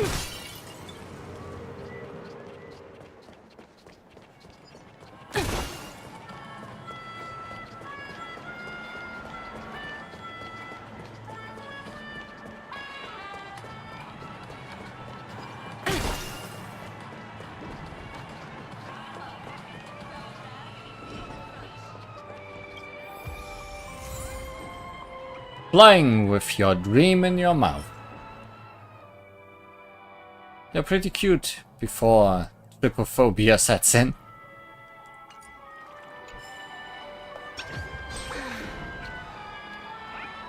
Leslie Dean, the Cosmic Star.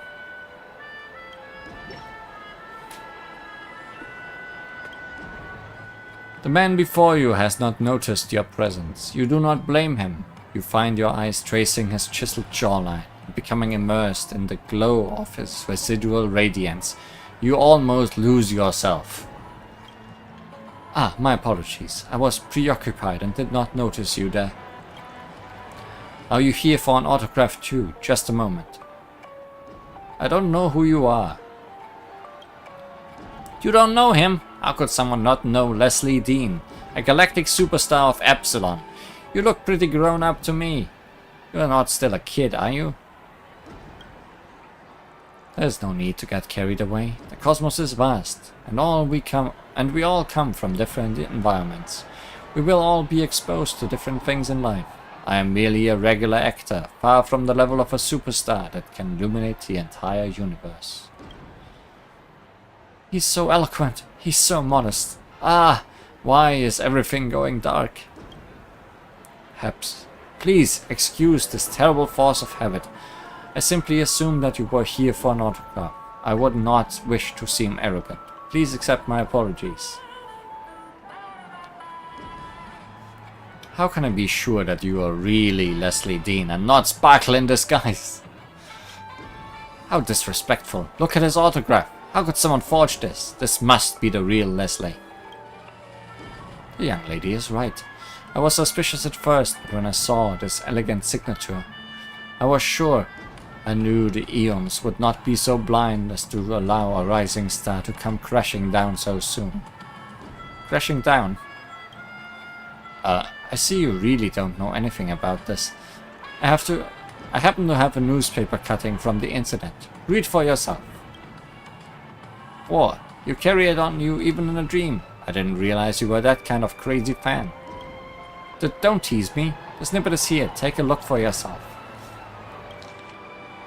Clippings from fans. Devastating news. Cosmic superstar Leslie Dean passes away. Breaking news from Epsilon E News. According to reliable sources, the Galaxy-class cruiser known as the Nebula's End, bad naming, exploded 7 system hours after departing from the Epsilon X United Skyport. The cause of the incident is still unclear. It was the name. It had to end. The Epsilon Merchant Guild promptly dispatched a fleet for the rescue operation, but no survivors have been found so far. Leslie Dean, a rising star in the entertainment industry and hailed as the Cosmic Star, is reported to be one of the passengers of the Nebula's End. All of us from Epsilon E News express our deepest condolences to the families of the passengers and crew of the members who lost their lives in the explosion. Do you understand now? They said that Leslie was gone. They were wrong. The true Leslie Dean is right here, standing right before you, our eyes. I mean, he could just be a dream. Survivors aren't common in incidents like this. Now that you mention it, Mr. Dean, is maybe a rude question, but how did you escape the accident? I'm sorry. I can't help my curiosity. There's nothing rude about this, miss. This is not my first time being asked this in a dream. The engine of the Nebula's End cruise ship that I was aboard malfunctioned completely without warning, causing an explosion. Logically, my chances of survival were almost 0. At that moment I did lose consciousness. It was a long time before I opened my eyes again. For a split second I really thought I had ascended to heaven. That was until a kind young nurse by my side informed me that I had survived a terrible accident. This was the moment that I realized that the world around me was in fact real. I was told that when the explosion occurred, there was a spaceship named Knights of Beauty that happened to be passing by Nebula's End. At that moment, a heroic knight boldly charged into the scene of the disaster without concern for his own safety or Fern's, and searched for signs of remaining life or Fern's. Finally, he found me. Unfortunately, I was the only one that he found. As for the many souls that deserved to be rescued aboard Nebula's End, may they rest in peace. Would expect no less. Even the Beauty could not allow someone as perfect as Mr. Dean to just leave us that easily. Could that have been Agenti? It could not have been anyone else but Agenti. Regrettably, though I survived, the accident has caused irreplaceable damage to my body. I am unable to continue with my acting career. What's more, my life under the stage lights has long since exhausted me both mentally and physically, so I simply requested that information to be concealed from the outside world so that I may continue living a regular life. That was when someone reminded me of the existence of Penacony. In this dream world, I am able to return to my life as the Leslie Dean I once was and forget the pain that this tragedy inflicted on me. Being able to meet you all here, who continue to support me as ever, my heart feels truly joyous and blessed. Leslie Dean raises his slender finger to gently wipe a pearlescent teardrop from his eye. To your side you hear a number of his fans, including the Intellitron, gasp in unison. Charisma and charm that he emanates with his every move are captivating. Filled with emotion, yet unaffected and unrestrained, you start to understand how the name Leslie Dean has come to resonate across the galaxy. I have a friend that would really like your autograph. Of course, what is your friend's name? Lee!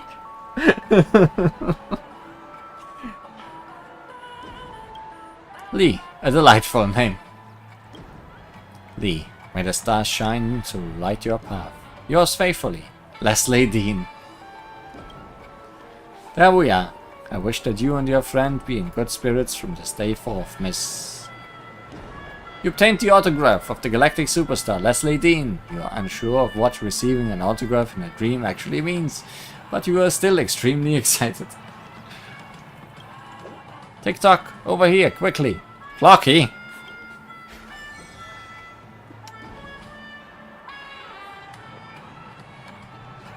Why? Tick-tock, there was something off about that person. You mean Leslie? Yes, that's him. My instincts are razor sharp. That person is missing something. As soon as someone is missing something, they can no longer be called a complete person. Tick-tock. An incomplete person. How terrible. Lee, we have to think of a way to help him.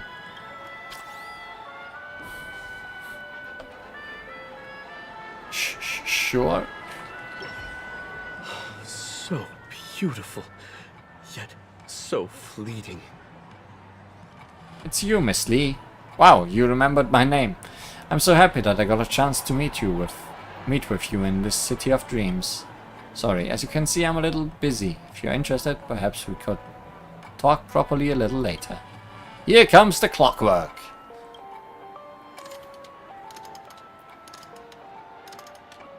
Well, here comes the sad gear.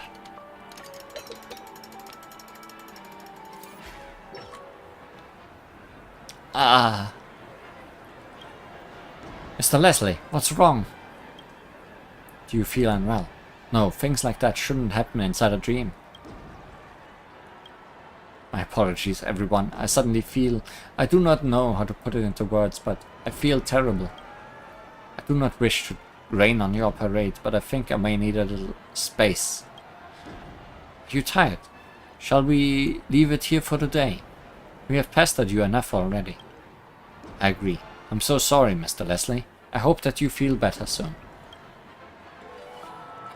Leslie Dean's brow scrunched up, and he began to twitch gently. Your actions seemed to have cast him into some unknown pain and sadness. Seeming to have sensed your presence, he forced himself to open his eyes. You're still here, Miss Lee? My apologies, I don't know what is happening to me. Describe how you feel to me. Let me help you. Just now, suddenly and without warning, it felt like I'd been struck with a bullet that tunneled through my chest, leaving an invisible hole. When it went through my chest, my existence seemed to lose all sense of reality. I started to feel like I'd never even been alive. All the memories in my mind suddenly seemed completely false. It was as if someone had forcibly implanted them inside me. It didn't belong to me at all. How should I explain this feeling? It was like I had been cast into a corridor of paintings, all of these paintings recording my past experiences. But no matter how vivid the scenery was in the picture, I still felt like a complete outsider, like an onlooker trespassing in this gallery. Perhaps all of those images that were recorded did actually happen, but I just cannot seem to connect these memories to the person that I am now. Perhaps I've spent so long reveling in the golden hour that the boundaries between dreams and reality are starting to blur. You should seek help. Who should I go to? I know this may sound a little scary, Miss Lee, but I fear I may have forgotten how to wake up. That tends to be bad. What do you mean? Well, I'm literally stuck in this place and totally clueless about how to leave this dream. Reality, it is so frail and fleeting that a single breeze can scatter it like a dandelion in the wind. This was one of my lines in the movie Ancient Dreams of Distant Stars. It feels very appropriate in my current situation.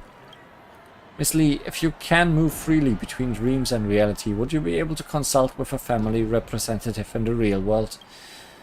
I do not wish to spend the rest of my days submerged in a dream, given my all to play the part of someone else's shadow. I can imagine nothing more tragic. Miss Lee, I wish to save myself. Will you help me?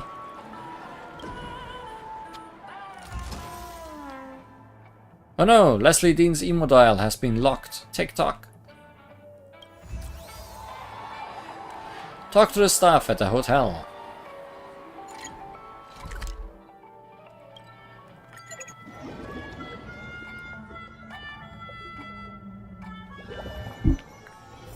Time for a break. Silent mode activated. Flammable goods are not permitted on the premises.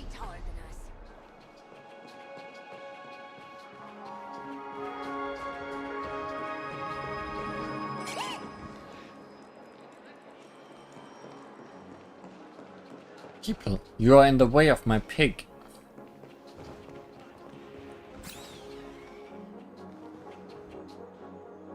Where did you want to run?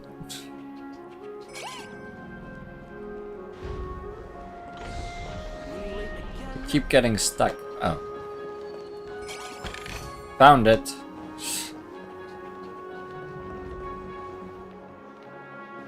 Are you satisfied now, Numpy? Greetings. Is there something you need? Yes. Leslie Dean needs help. Huh? Leslie Dean? I know that name. I remember. Isn't that the name of that superstar that passed away? When you say he needs help, you mean...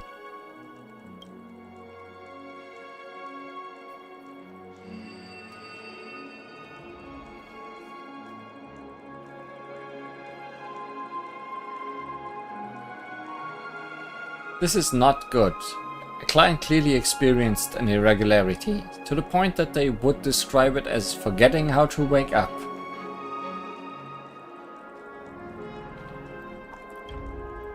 I shall inform a member of the family staff. I'm sure they will handle this situation appropriately.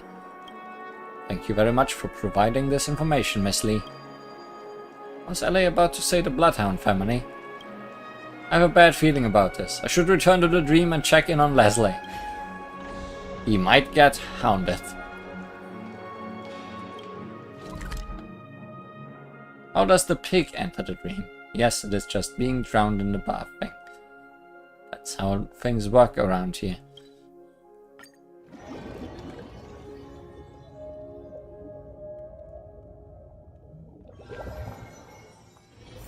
Time for a break. Silent mode activated.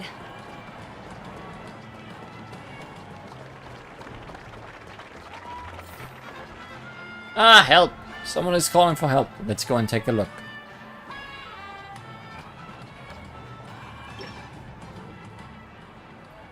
Leslie, someone is trying to take Mr. Leslie away. These fucks came out of nowhere and came rushing down the street. They just took him away without saying a word. They ran that way. I'm begging you. You have to help him.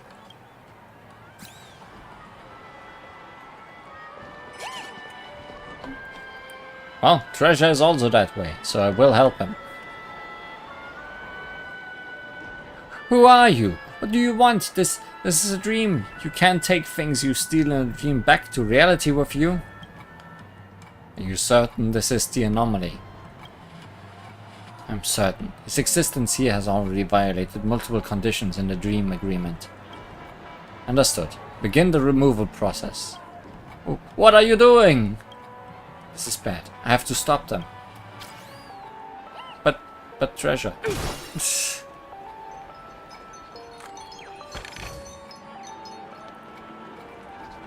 But Bird.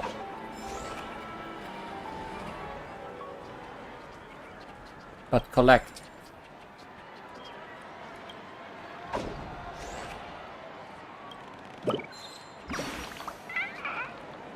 You're good. You didn't even get the least bit scared by me.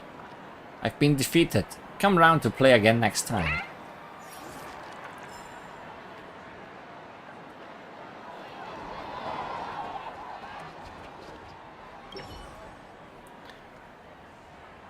Who is this? It does not matter. Interfering with family enforcement is a breach of the dream agreement. They must be removed along with the anomaly. How about no?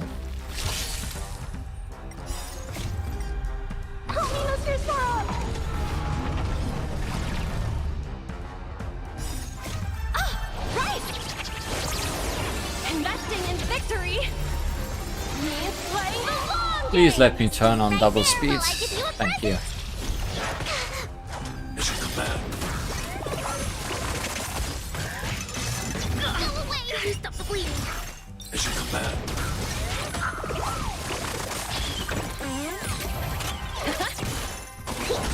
Hide.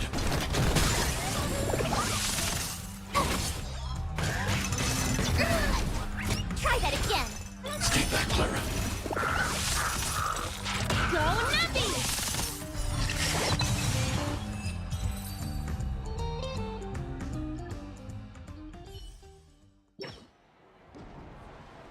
I'm in your debt, Miss Lee. If you had not rescued me, I don't know what they would have done to me. They aren't very good at their job, so don't worry too much. Before you arrived, I overheard them mention a room number. Room 1007. Could that be the hotel room that I entered the dream from? Also they kept saying something about dream anomaly. What on earth could that mean? I don't know how to wake up and can't remember the room number I entered the dream from. Maybe there is something wrong with me. Maybe they were here to wake you up. Really? I wouldn't be so certain. If that were the case, why would they have to be so violent? The family would not normally treat guests in such a way. I must confess to you, Miss Lee, I'm very scared. I'm scared that I will be faced with a terrifying reality when I awaken. I'm also afraid to lose the consciousness that I have now. At least now I can see, hear and sense the world around me. Who knows what kind of changes my body has undergone in reality. Even if I know that this is a dream, so what? This dream world is realistic enough for many people to become immersed and feel alive, is it not? With every dream comes an awakening. You're right, but... Leslie falls silent for a moment. He lowers his head slightly and his slender eyebrows droop. His eyes that radiate warmth and greatness become hidden from sight as his handsome face becomes half devoured by the blue shadows. It would be a lie to say that I was not concerned with my real self in the slightest. I still remember the last time I met you in the dream, Miss Lee. I said I wanted to save myself. However, after you left, I calmed down and began to think in a greater depth. I began to question whether or not this fantasy of mine really needed to be shattered. I have everything that I could need here. Everything that I lost in the real world has been given to me once more in this dream. Dreams and reality, truth and falsehoods. Must we separate them so clearly? I am willing to believe that the person you see before you is my true form. I don't wish to believe that in reality I am nothing but a deformed body covered in scars. It is your life, your decision. Thank you. You really are a dear friend. Leslie raises his head. Inside his lax gaze, you catch a glimpse of determination. Room 1007. Perhaps you could find time to take a look at what happened in there. If you happen to learn of the truth, I shall leave it up to you whether you share it with me or not. Right now, I find myself racked with incessant anxiety. I cannot bring myself to calm down and carefully consider my future. You are my savior, so I trust your judgment. For now, I should find a discreet corner and lay low. I don't want to find myself in trouble again.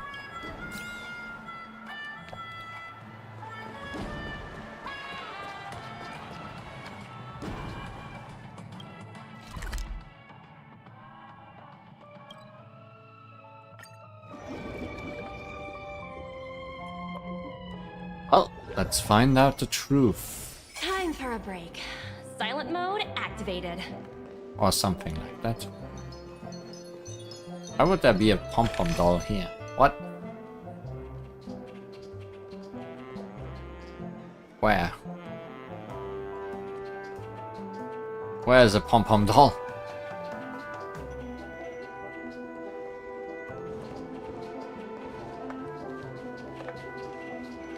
Us people from Planet School never brag. Am I blind? Surely it's one of the big ones, right? So it wouldn't be hard to miss. Oh, here.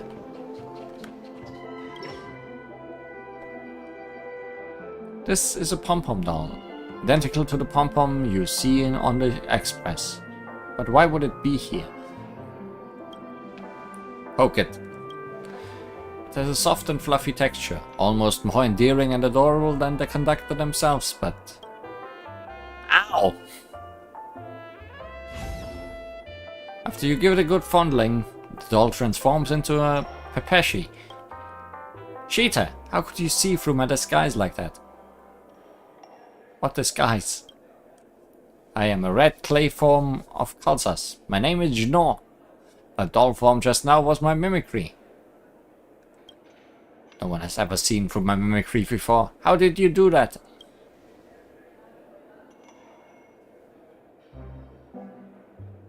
I've always been a genius. Oh really? No, you must have cheated somehow. Let's try again if you think you've got the skills. I will transform into something else this time. You stand here and don't move.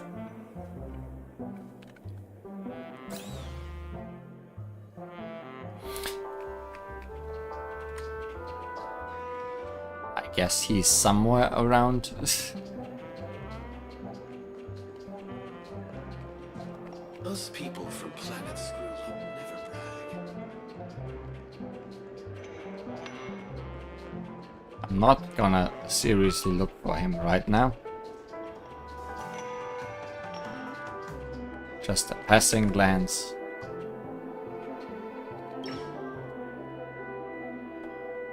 This is a drum, one of humanity's oldest musical instruments. Though you have no idea why it would be here. You know it will make a great sound when played. Bang the drum! The drum erupts into a wave of percussion. Everything about this drum, from texture to shape seems completely normal. You lose yourself in the rhythm and continue banging on the drum. Ow! That hurts! Ow! Under your savage beatings, the drum surrenders and transforms back into its Pepeshi form. Okay, you found me. There's no need to beat me up like that. Anyway, how did you recognize me this time? I just wanted to bang the drums. Oof, you're too powerful. Am I really just no match for you? Let's go again. Give me one final chance. This time I will create the perfect mimicry that you will never be able to detect. At this point I am looking seriously for him. If it is the last one indeed. And if it is in this room.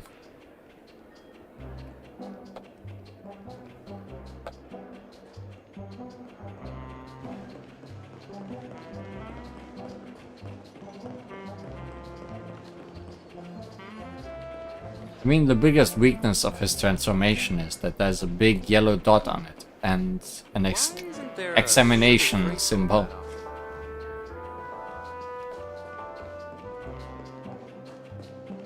One peach soul glad, shaken, not stirred.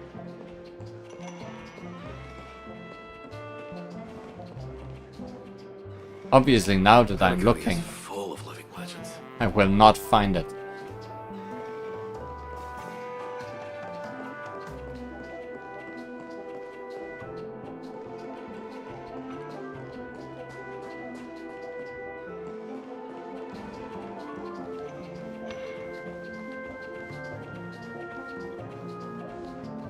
Still got so much stuff to do in the office.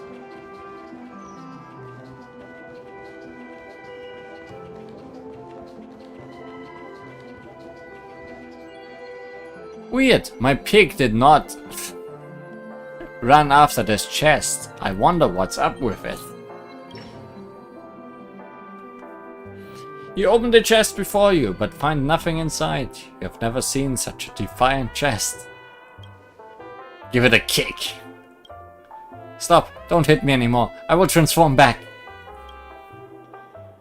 Just transformed into a Pepeshi.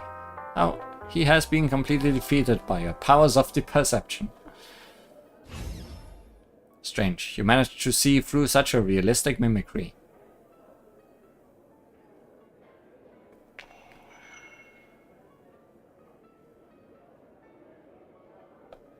When have you ever seen an empty chest? Oh, I see. So it was your wisdom that allowed you to defeat me. Come to think of it, you're the first person that was ever willing to play with me. Does this mean that we are best friends? If you get time, you have to come and play with me again. Hero! And you, my friend, are your own hero. Magic Pepeshi. Well, that was a distraction. You found it. Room 1007. The room that Leslie Dean mentioned.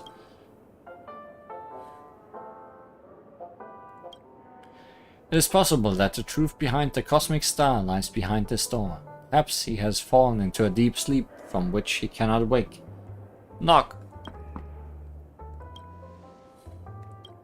No answer. Go and search for an attendant. Wait, something isn't right. If something had happened to a great man like Leslie Dean, the family would not likely just ignore it. Considering the way the family treated Leslie Dean inside the dream, getting them involved may not be a good idea. That is, if they haven't already taken action. Turn the door handle. You try turning the door handle, with only a paltry amount of hope in your heart. The door is unlocked, but there is no guest to be found sleeping inside. But there certainly seems to have a fight happened in here. Let's go in and investigate. All the sad young man. There's a stack of pictures of Leslie Dean on the hotel room floor, and some of them have his personal autograph on them. Would someone really carry this many pictures on their person? You can't help but ask yourself, maybe this cosmic star is just self-obsessed. Maybe he is just a fan that turned into the real Leslie Dean in his dream.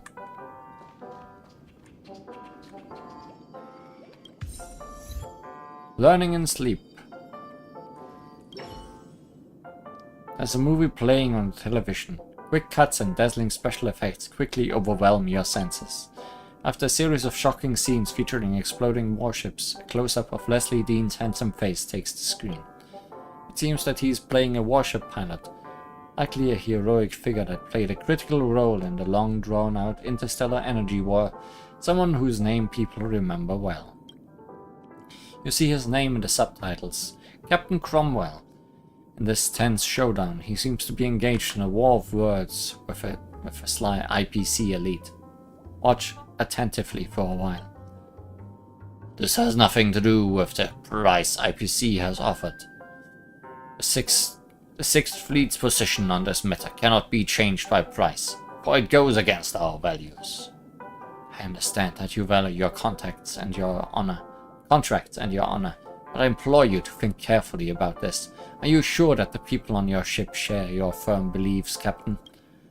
You have no family, no children, no one to be concerned for, so you battle for your beliefs. Would you even take them to your grave? What about them? Do they feel the same? You imagine yourself a martyr and a hero, but do not forget, when it comes down to it, you are no more than just a group of mercenaries, warmongers, that settle matters for credits. Do not think the afterlife has a place for you, Captain. I have never believed in life after death, Mr. Thompson. Nor do I think that you believe in these ideas that you spout. You do not understand me, let alone the man by my side. There is one thing that you should have understood by now. The reason that I am the person sitting here in a discussion with you is not because I am the so-called captain, but because I am the only person that can withstand your obsession with money. Honestly, it's taking all of my strength not to spit in your face. I will give you 5 minutes to take your paper scraps and get lost back to your ship. Tell the IPC directors the Sixth Fleet shall visit Pier Point one day.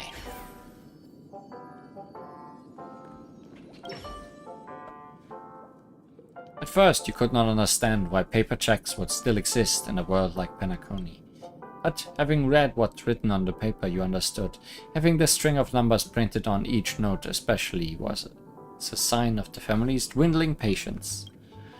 The guest staying in this room is already nearly 2 weeks behind on payments. It seems that the family's attitude in treating overdue guests is more lenient than you imagined. Is Leslie Dean's situation already so dire that he can no longer afford the room fee? This would not be surprising, as news about stars going bankrupt pops up in the Interastral Peace broadcast almost daily. My pig is not interested in that chest. But it is actual treasure.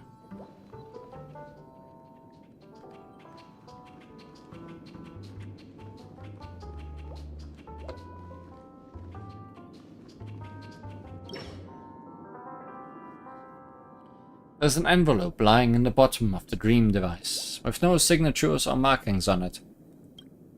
You slide your fingers inside the already torn open envelope and pull out a yellow-tinged letter. The letter is covered in dense scribbled writing. It took a while for the Synthesia beacon to be able to translate it. Leslie Dean's Rebirth Project. To the loyal fans of Leslie Dean, thank you for accepting our invitation. Now I'll explain all the details and steps that the Leslie Dean Rebirth Project entails. Step 1. We'll raise money through crowdfunding to purchase Leslie Dean's memory storage from the Epsilon Merchants Guild. Step 2. We'll conduct a thorough study of Leslie Dean's memory storage to ensure every participant has an in-depth understanding of Leslie Dean's personality, character, and life. Step 3. We will visit Penacony and create a Synthesia dreamscape with the dream technology there. By drawing from Leslie Dean's memory storage and our impression of him, we will reconstruct the body, mind, and spirit of the cosmic star in the dreamscape. Ladies and gentlemen, we all are the witness to Leslie Dean's short-lived yet scintillating career. His sudden demise has left us all devastated. We feel indignant about his fate. Join the Leslie Dean Rebirth Project. We will have the opportunity to make up for the regrets and bring Leslie Dean back to his brilliant life. This sounds like something that goes against the rules of the dreamscape. There's a lot of information in here. Let's summarize the main points. The person that lives here is not Leslie Dean. The real Leslie Dean died long ago. However, his memories have been preserved as memoria. A group of Leslie fans have found a way to pool their funds and purchased his memories, taking it with them into Penacony. Then they entered the dream as a group and connected the individual consciousness networks to recreate the image of Leslie Dean through the Synthesia dreamscape. The Leslie that I met in the dream, though infused with the memories of that cosmic star, was nothing more than just a fabricated fantasy. So the owner of this room must be... Who's in the room?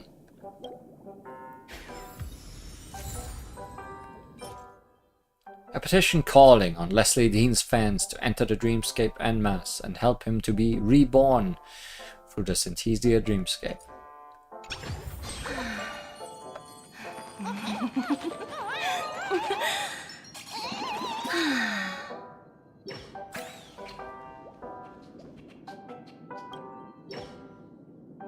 Who are you? The gentleman living in this room should have been... he should have already checked out of his room. Did I forget to lock it after I finished cleaning? Well, it wasn't locked. Oh no. Please, you seem like a reasonable person. Please do not tell the family about this. Or else... I don't know what they will deem me negligent of my duties and forbid me from ever dreaming again. Where did the guest in this room go? This gentleman has already left Penacony. He... Tell me. I will not tell anyone. Okay. I believe that you will not tell anyone about this. I heard that this client was forced to leave as he was behind on his room fees. He had been in Penacony for a very long time, but he did not look like a rich man to me. Many people are willing to pay any price to experience the dreamscape. They go as far as to spend every penny for to their name just to be in Penacony. Honestly, this is not my first time seeing a client like this, and I have not been here overly long. I have not told you everything I can. I have now told you everything I can. If you don't mind, could you please leave this place? I need to hurry up and tidy this room. There are other guests that wish to move in. The client in this room was forced to leave, having exhausted all of their savings. With the letter I read before, I could assume that they were one of the fans that assisted in reconstructing the image of Leslie Dean inside the dream. I wonder if this will affect Leslie in any way. I should return to the dream and check on him. And maybe telling the truth.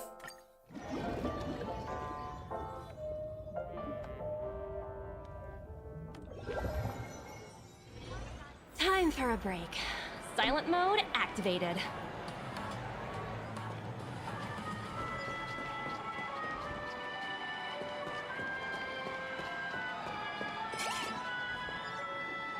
Sorry, Leslie. More important matters. Free stuff.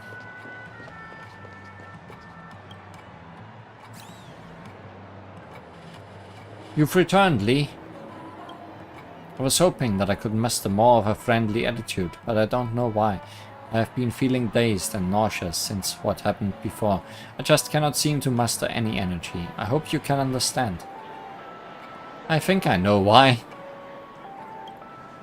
The fact that you have come back to see me, does this mean that you have come to some understanding of my situation in reality? Please, tell me the truth, Miss Lee. I think I'm ready to accept it, no matter how hard a reality it is to accept. You tell Leslie the truth. He's just a fantasy created by a group of crazed fans, and the true cosmic star has long since passed. You mean I don't actually exist? Leslie's once glistening eyes suddenly lose their brilliance, as his face fades from the color of golden wheat to pale, then to pure white. Veins on either side of his graceful neck begin to protrude as his pulse becomes visible to the naked eye. You suddenly realize that this moment of despair weighs on him as heavy as a century of suffering. But his downtrodden demeanor does not last long. Just as the last glint of light is about to fade from his eyes, a new flame kindles in his pupils. Thank you, Miss Lee. The truth was extremely important to me. I understand now why those memories that were supposed to belong to me felt so distant and strange. I finally understand. I am the Leslie Dean that exists inside other people's ideals, yet I am far from being the man himself. The reason for my existence is to take his place, but I could never become him. Many people are still paying a price to maintain the existence of this body of mine. They are paying with their finances, their time, their lives, and even their selves. However, Miss Lee, I wish to know, do you think that treasuring the memories of someone who has already passed is worth such a lofty price to the living? That is up to them to decide. You are correct. This is their own decision, but I do not wish to sit idly by. It was not my personal will that I would appear in this place, though I could not decide when I came. I would like to make my own decision on when I go. Lee, would you help me once more? I wish to summon the people that created me. No matter how sweet the dream, delving in too deep will only lead to suffocation. I should help them face their realities. Let me help. Oh no, this person's emo dial is locked. But we might be able to find a suitable replacement lock cylinder. Like the Rebirth project. You're about to enter Leslie Dean's Emoscape. Are you ready, TikTok? I guess I am.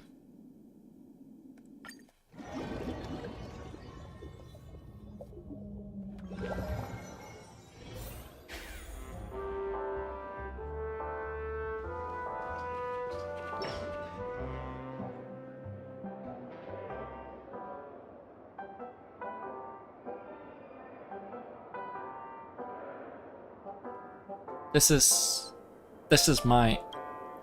No, that's not right. This is a world constructed by Leslie's followers. This is where they created me. This is the so-called Synthesia Dreamscape. Being in this place, I feel like I am looking into a mirror. However, what this mirror reflects is my internal organs. It allows me to see my own soul up close. But if I look too closely, all you can see is a void. True soul cannot be simply created from thin air. My apologies. I'm complaining without just reason. It is time for us to go and liberate those souls that truly do exist.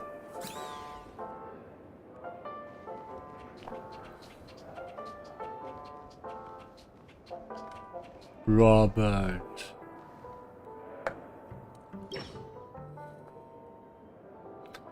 What stands before you is a simple hotel room door. However, you have a strong feeling that what lies behind this door is far from a simple room.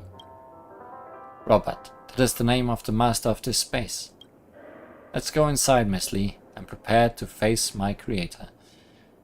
This door and the whole hallway feels bigger than normal, doesn't it? Push open the door.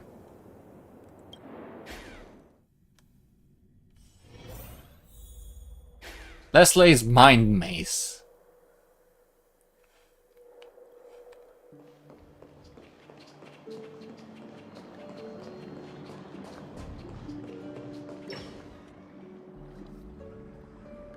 Great news, Robert! Green-eared Josie got a hold of a source for ancient dreams of distant stars. Real? Where'd you get that? Is it in high def? It's 16K res. At least that's what he said. Well, you want to rent it?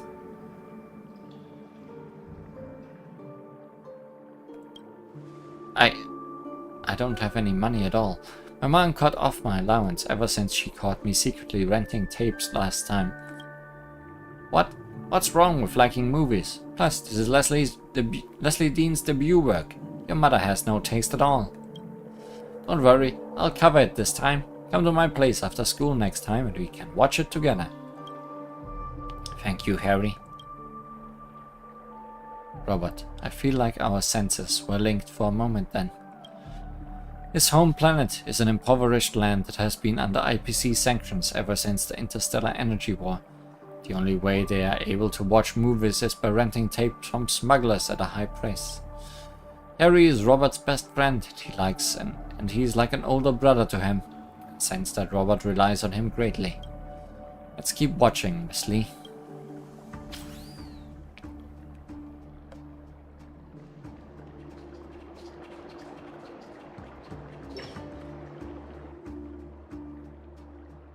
You need to accept reality, Rob. Harry is not here anymore. We still have so many films we haven't watched together. Purple Rain. Harry's favorite movie is Purple Rain. We promised one day we would meet the real Leslie Dean and get an autograph from him. Wake up, Rob. We live in a world without hope. These concepts of interstellar travel and cosmic star have nothing to do with us. I'm trying to keep you from those things because... No, I don't want to hear it. I want to leave this place. I want all of this to be gone. You don't understand what makes something beautiful. None of you understand. Only he does. Harry. Harry, so optimistic, ever strong, but also so ill-fated, to have his life cut short by an accident at his age. Having lost his best friend, Robert was on the verge of collapse. He felt anger and rage towards everything around him, just injustice and despair. So he began to search for a way to escape. In doing so, he found me. Let's keep watching, Miss Lee.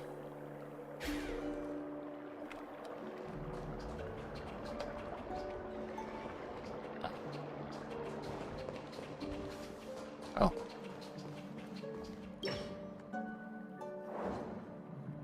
A picture of two people together. Robert and Leslie Dean. Leslie's face is adorned with the expression you would expect from a huge star. Bright, confident, and just the right amount of pride. Standing next to him, Robert appears dry and plain. He is by no means unattractive, it's just that standing next to the great Leslie Dean in his prime, he seems unremarkable in comparison. Robert's mouth is slightly upturned at the corners, as if he is trying his hardest to give a satisfactory smile to the person behind the camera. But his empty eyes betray him. He is drowning. Robert was able to leave his hometown, albeit using methods that he would not easily share with others. He began a journey of losing himself, trying to find the Leslie Dean that existed in his ideals. What he never realized was, though he thought he had been fighting back all this time, he was really just running away. Harry. His lost friend has been haunting him this whole time. He thought that if he only found me and fulfilled their dream, then the dark shadow of their past would disappear. He locked himself in a world of only Leslie Dean. He could not bring himself to face the true source of his suffering. However, when his bubble that gave him a place to hide suddenly burst, he no longer knew where to go. So that's why he went into this undertaking, giving up on himself to maintain a false ideal. What do you think we should do? We have to make Robert remember. We have to make him remember that light he once had in his life. In his story, I am no more than a scapegoat. We have to allow Harry to become Robert's star once more. Please, help him, Lee.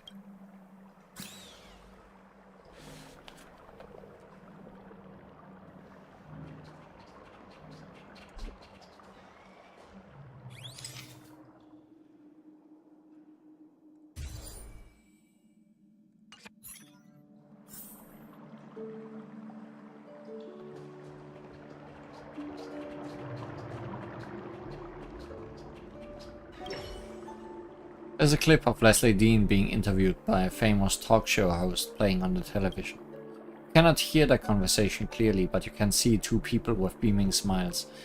Their dancing eyebrows are up and upturned smiles are proof that their joy is not manufactured in any way. Turn off. The moment you press the switch on the television, Leslie Dean's soothing voice comes to a sudden stop and echoes in the void around you, before disappearing entirely.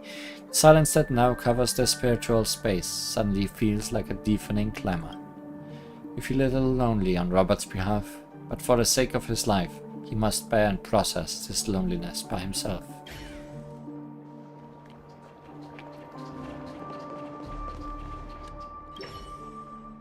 Gently, you remove the picture of Robert and Leslie from the table and replace it with that of two young childhood friends. You are aware that no matter how much noise you make in this space, it is unlikely to have any real effect on Robert, but you still wish to complete this operation gently and carefully. That should be enough, right? Even if the beginning of this process is painful, I hope that he can recall his childhood friend and remember who is truly important to him. As for whether to move forward or continue to wallow, we cannot make that decision for him, but at least we have given him an opportunity to truly face what he feels inside. I hope he can reclaim his life. There may be a way for us to test the results. The greater the effect of our results, the weaker the foundation of this body should become. When the time comes, I should be able to feel the effects our actions have brought. Let's go, Miss Lee. There are others awaiting us. 2 more, I guess.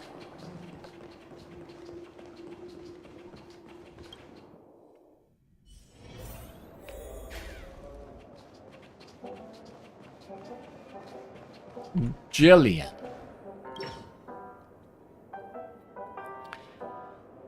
That must be this Fane's name. Let's go, Miss Lee. Let's see what has happened to her.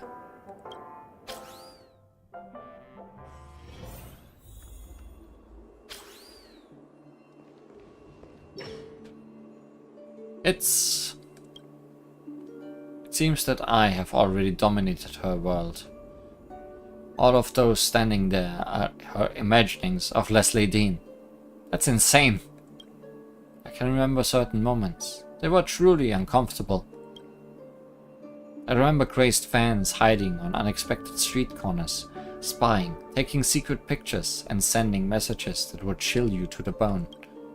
This is the burden that stars and public figures must bear, though a lot of people think that these byproducts are nothing in comparison to the fame and wealth that they enjoy. It seems that Miss Jillian was also one of the crazed fans once, fanatical to the point that she still continues to maintain this version of me even after I'm gone. I wonder if she has even realized that this sick love has begun to destroy her life. Let us awaken her, Miss Lee. Leslie Dean is perfect. He has no flaws, absolutely none. Destroy. Sorry to disappoint you, Miss Jillian, but no one is perfect. My shortcomings and weaknesses are piled up high in a corner that you just cannot see. I have made too many mistakes in my life to count, and they have all become meticulously hidden skeletons in my closet. But they are all a part of me. I cannot shy away from their existence. I hope that everyone's imperfections can be understood. After all, if we live under a magnifying glass every day, sooner or later we will be incinerated by the rays of the sun. Leslie Dean is perfect. He has no flaws, and he... Goodbye.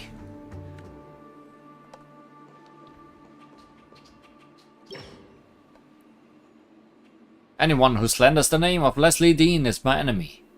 They are villains that must be eradicated. Destroy. It is not easy to differentiate between criticism and slander. I have been lost in the waves of those two voices before too.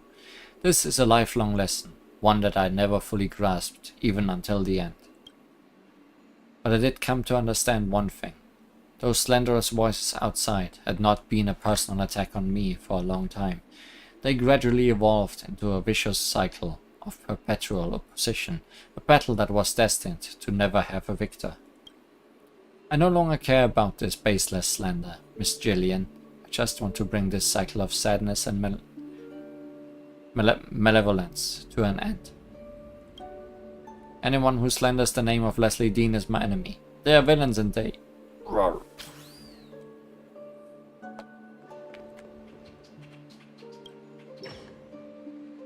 He is mine. He is mine. Mine! What's wrong, Leslie? I think we have found the source, Miss Lee. I can sense it. Powerful desire that came pouring from the base of her heart. It's powerful, a terrifying desire for possession. The roots of this desire have grown too deep. I will not be able to handle this alone. Miss Lee, will you take action? The negative memes affecting Miss Gillian have grown so powerful that we will only be able to dispel them with an even greater power. I just have to defeat it, right? I think so. Sometimes violence is the only way to combat something that does not respond to logic. He's mine. Mine! Mine! Be careful. It is extremely aggressive. He is mine forever. Here! You can't run! Watch this awesome move!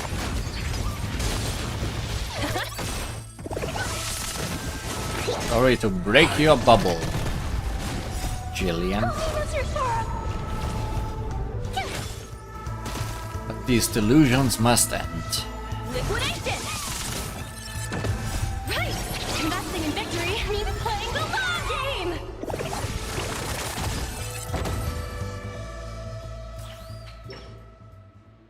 I hope we've done enough. When it comes to Miss Gillian, perhaps this was the only method to open her eyes. I'm sure that many people have attempted to lecture her in the past. I imagine she's long since become numb to reason. Inside the spiritual space, Leslie suddenly falls backward. He staggers and stumbles a couple of steps before forcing himself back to his feet. Seems things are working. Are you okay? I'm fine. Thank you for your concern. I can feel it. The foundations that compose this body are gradually collapsing. I think this means that our work has not been in vain. Let us continue to the next location, Miss Lee. I imagine someone else is waiting for us.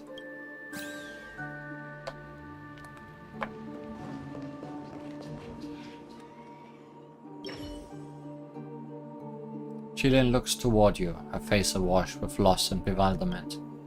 She nodded slightly thereafter, as a gesture of gratitude toward you. From this moment on, her life began anew. I wonder if I missed Robert somewhere. Possibly. Or maybe I should have talked to him lying on the ground by the picture.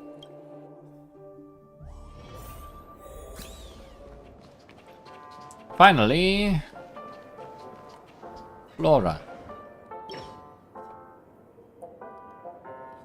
I wonder what kind of life this woman has lived. Let's go, Lee.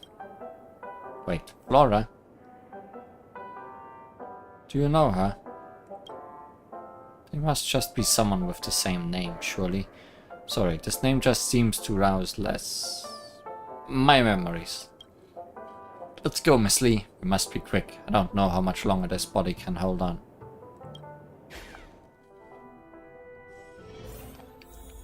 An old love, perhaps.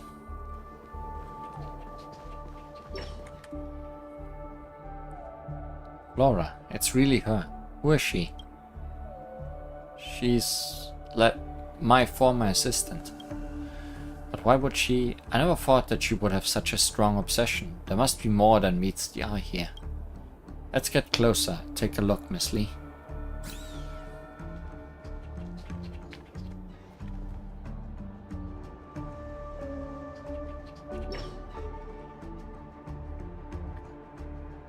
Mr. Dean, come, let me introduce you. This is Flora, our company's most promising young worker.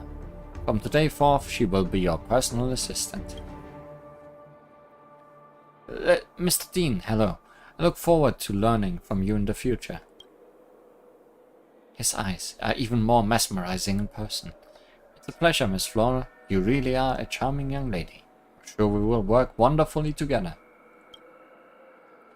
Mr. Dean, I will have Flora accompany you for tomorrow's shoot so she can get used to the working environment. You don't mind, do you? I will work my hardest. I will not let you down. Stay cool. Flora, you must stay professional.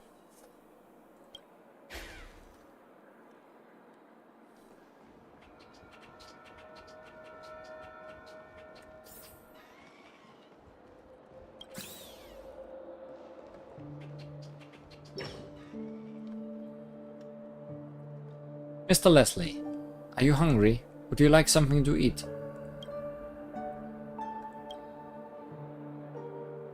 Leslie seems exhausted. Mr. Leslie? I'm not hungry. But you haven't eaten anything all day. Perhaps this is a bad time. I told you I'm not hungry. Can you not hear? The shoot was scheduled for 10 AM tomorrow. I will contact the crew and have them push it back. But today is your birthday. Please make sure you get some rest this evening, Mr. Dean. Good night. You are switching between Mr. Dean and Mr. Leslie. Is that okay? Are you okay?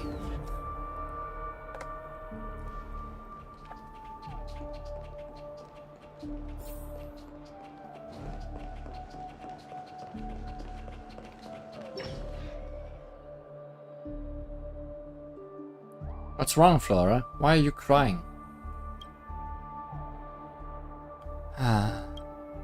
Don't keep this bottled up. You can tell me anything. I mustn't complain. I am his assistant. I'm fine. I'm honestly fine. Lately you've been looking sad. Did something happen at work? I'm honestly fine, Lisa. Don't worry about me. I cannot harm his image. Didn't you mention a cake store that you liked before? How about we go and check it out this afternoon?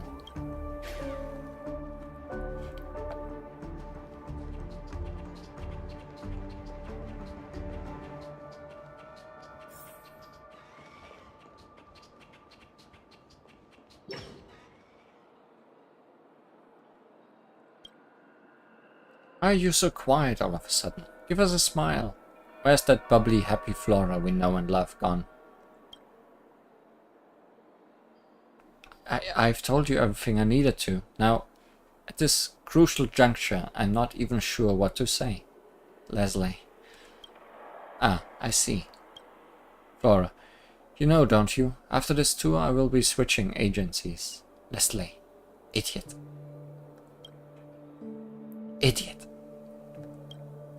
Of course I do, Mr. Dean, but at least for today, I am still your assistant. I was wondering, would it be possible? Mr. Dean? Idiot! Idiot! Forget it, it's nothing. Don't worry about it. Every adventure must come to an end someday. Take care of yourself, Flora. Thank you. You take care of yourself too. I love you, you idiot. May we meet again, Mr. Dean.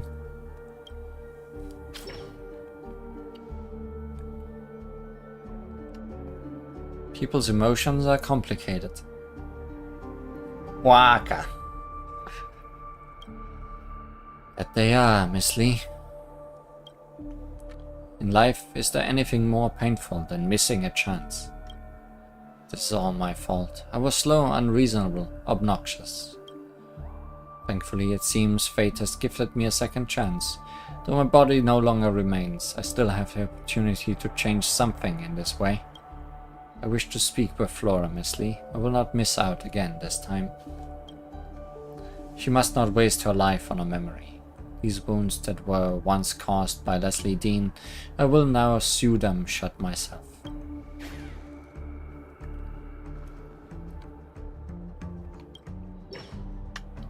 Flora. Mr. Dean, why are you still here? Your flight is about to take off. If you don't hurry... Relax, they will not leave without me. Have you forgotten who I am? Causing trouble again, I see. Don't fret about such small things. More importantly, do you have something that you want to say to me? Mr. Dean, please don't make jokes like this. The flight is about to take off and everyone is waiting for you. If you keep acting like this... No, Flora, I will not go. Tonight, I will bid farewell to a woman. This woman has played an irreplaceable role in my life, even if she does not know it. Kind, meticulous, patient, she has grown more good qualities than I could ever list. With her by my side, my life could not have been smoother. She took on the weight of my responsibilities so that I could continue to focus on my own career. I took everything that she did for me for granted. Only after all this time did I realize how childish and idiotic it was. I was. I hope that she can forgive me for this. But there's something more important than all this. If I had not turned back, if I had never had this conversation, her life would fall to the depths and I would personally have caused her unhappiness. I would never forgive the version of myself that would do this. So, Flora, I will not leave until you unravel the knot that is consuming you from within. Leslie, you idiot. You really are... I always loved... No, that's not right. I will always love you.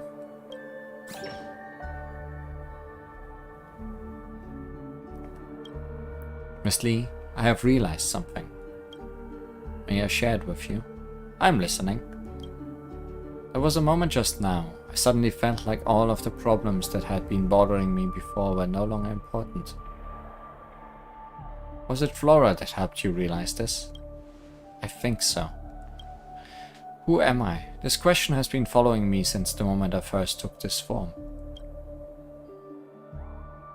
When I was reading Flora's memories, I felt like I was inside a painting for the first time. Her words and emotions truly shook my heart. At that moment I finally believed I no longer need to doubt my own existence. I'm an extension of the life of Leslie Dean. I am Leslie Dream. I'm composed of Leslie Dean's memories, along with people's ideas and impressions of him. I have started to feel that these two things are enough to form a person, to make me. I no longer need this hollow body to prove my existence. Thank you, Miss Lee. Without your help, I would never have been able to do any of this alone. Let us leave this place. I'm feeling tired.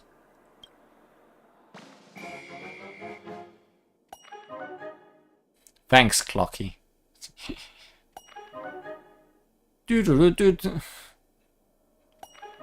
You are an emotional roller coaster. Hi, this is...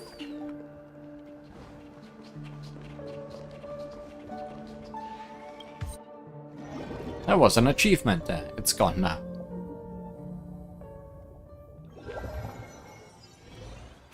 For a break. Silent mode activated. You're back, Miss Lee. Leslie's voice is growing weaker. His skin and clothing slowly growing as transparent as light muslin. Cityscape of Penacony reflected on his body, half illusion, half true. No blood or bones could be seen under his skin, only candles and starlight. My body feels so light, so powerless. My mind, I feel it growing thin. My senses are becoming dull. You are disappearing. The dream is over. But I don't know why. I feel at ease. I've never felt this peace of mind inside the dream world like this.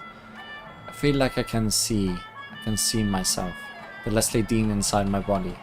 It's as if he's smiling at me and saying, well done. It is strange to say it. I was so scared before of losing myself, but ever since you told me the truth, I've gained the courage to let go. After experiencing all of this with you, I feel even more determined. I know that I have done the right thing. Miss Lee, may I ask you a final question? Sure. In the future, after I disappear, how do you think people will remember the name Leslie Dean? He's the star who will never die. Leslie Dean, cosmic star. Indeed, Leslie Dean was born for the silver screen. The star once shined bright in the sky, even if it was just a fleeting moment. There are those who would remember his brilliance forever. I should be grateful to those people that used the dreamscape to create me. They gave their passion and their lives to create me, and their money. So it was my duty to repay them and help them move on. They created an opportunity for me and allowed me to give Leslie Dean's story a greater ending. After experiencing all of this with you, I feel like I truly lived. Even if I am wrong, this is something that I will treasure above all. We may never meet again, Miss Lee, but I pray that the gentle universe blesses your every breath, my friend. My favorite movie is The Mint-Colored Galaxy. If you get an opportunity, I hope you will watch it together with the one you love. Celebrity! So many people desire to become a transient and fleeting flame. East of Eden. We may never meet again, Miss Lee. We may never meet again.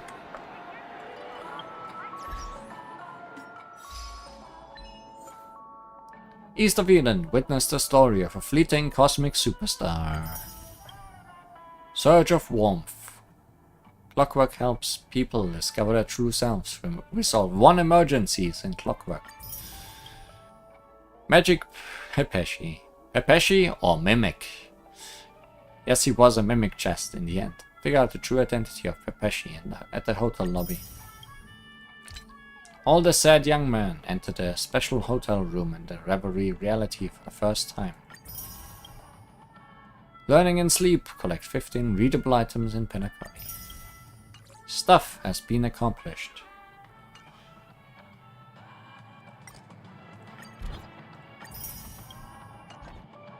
Enough stuff for today, I would say.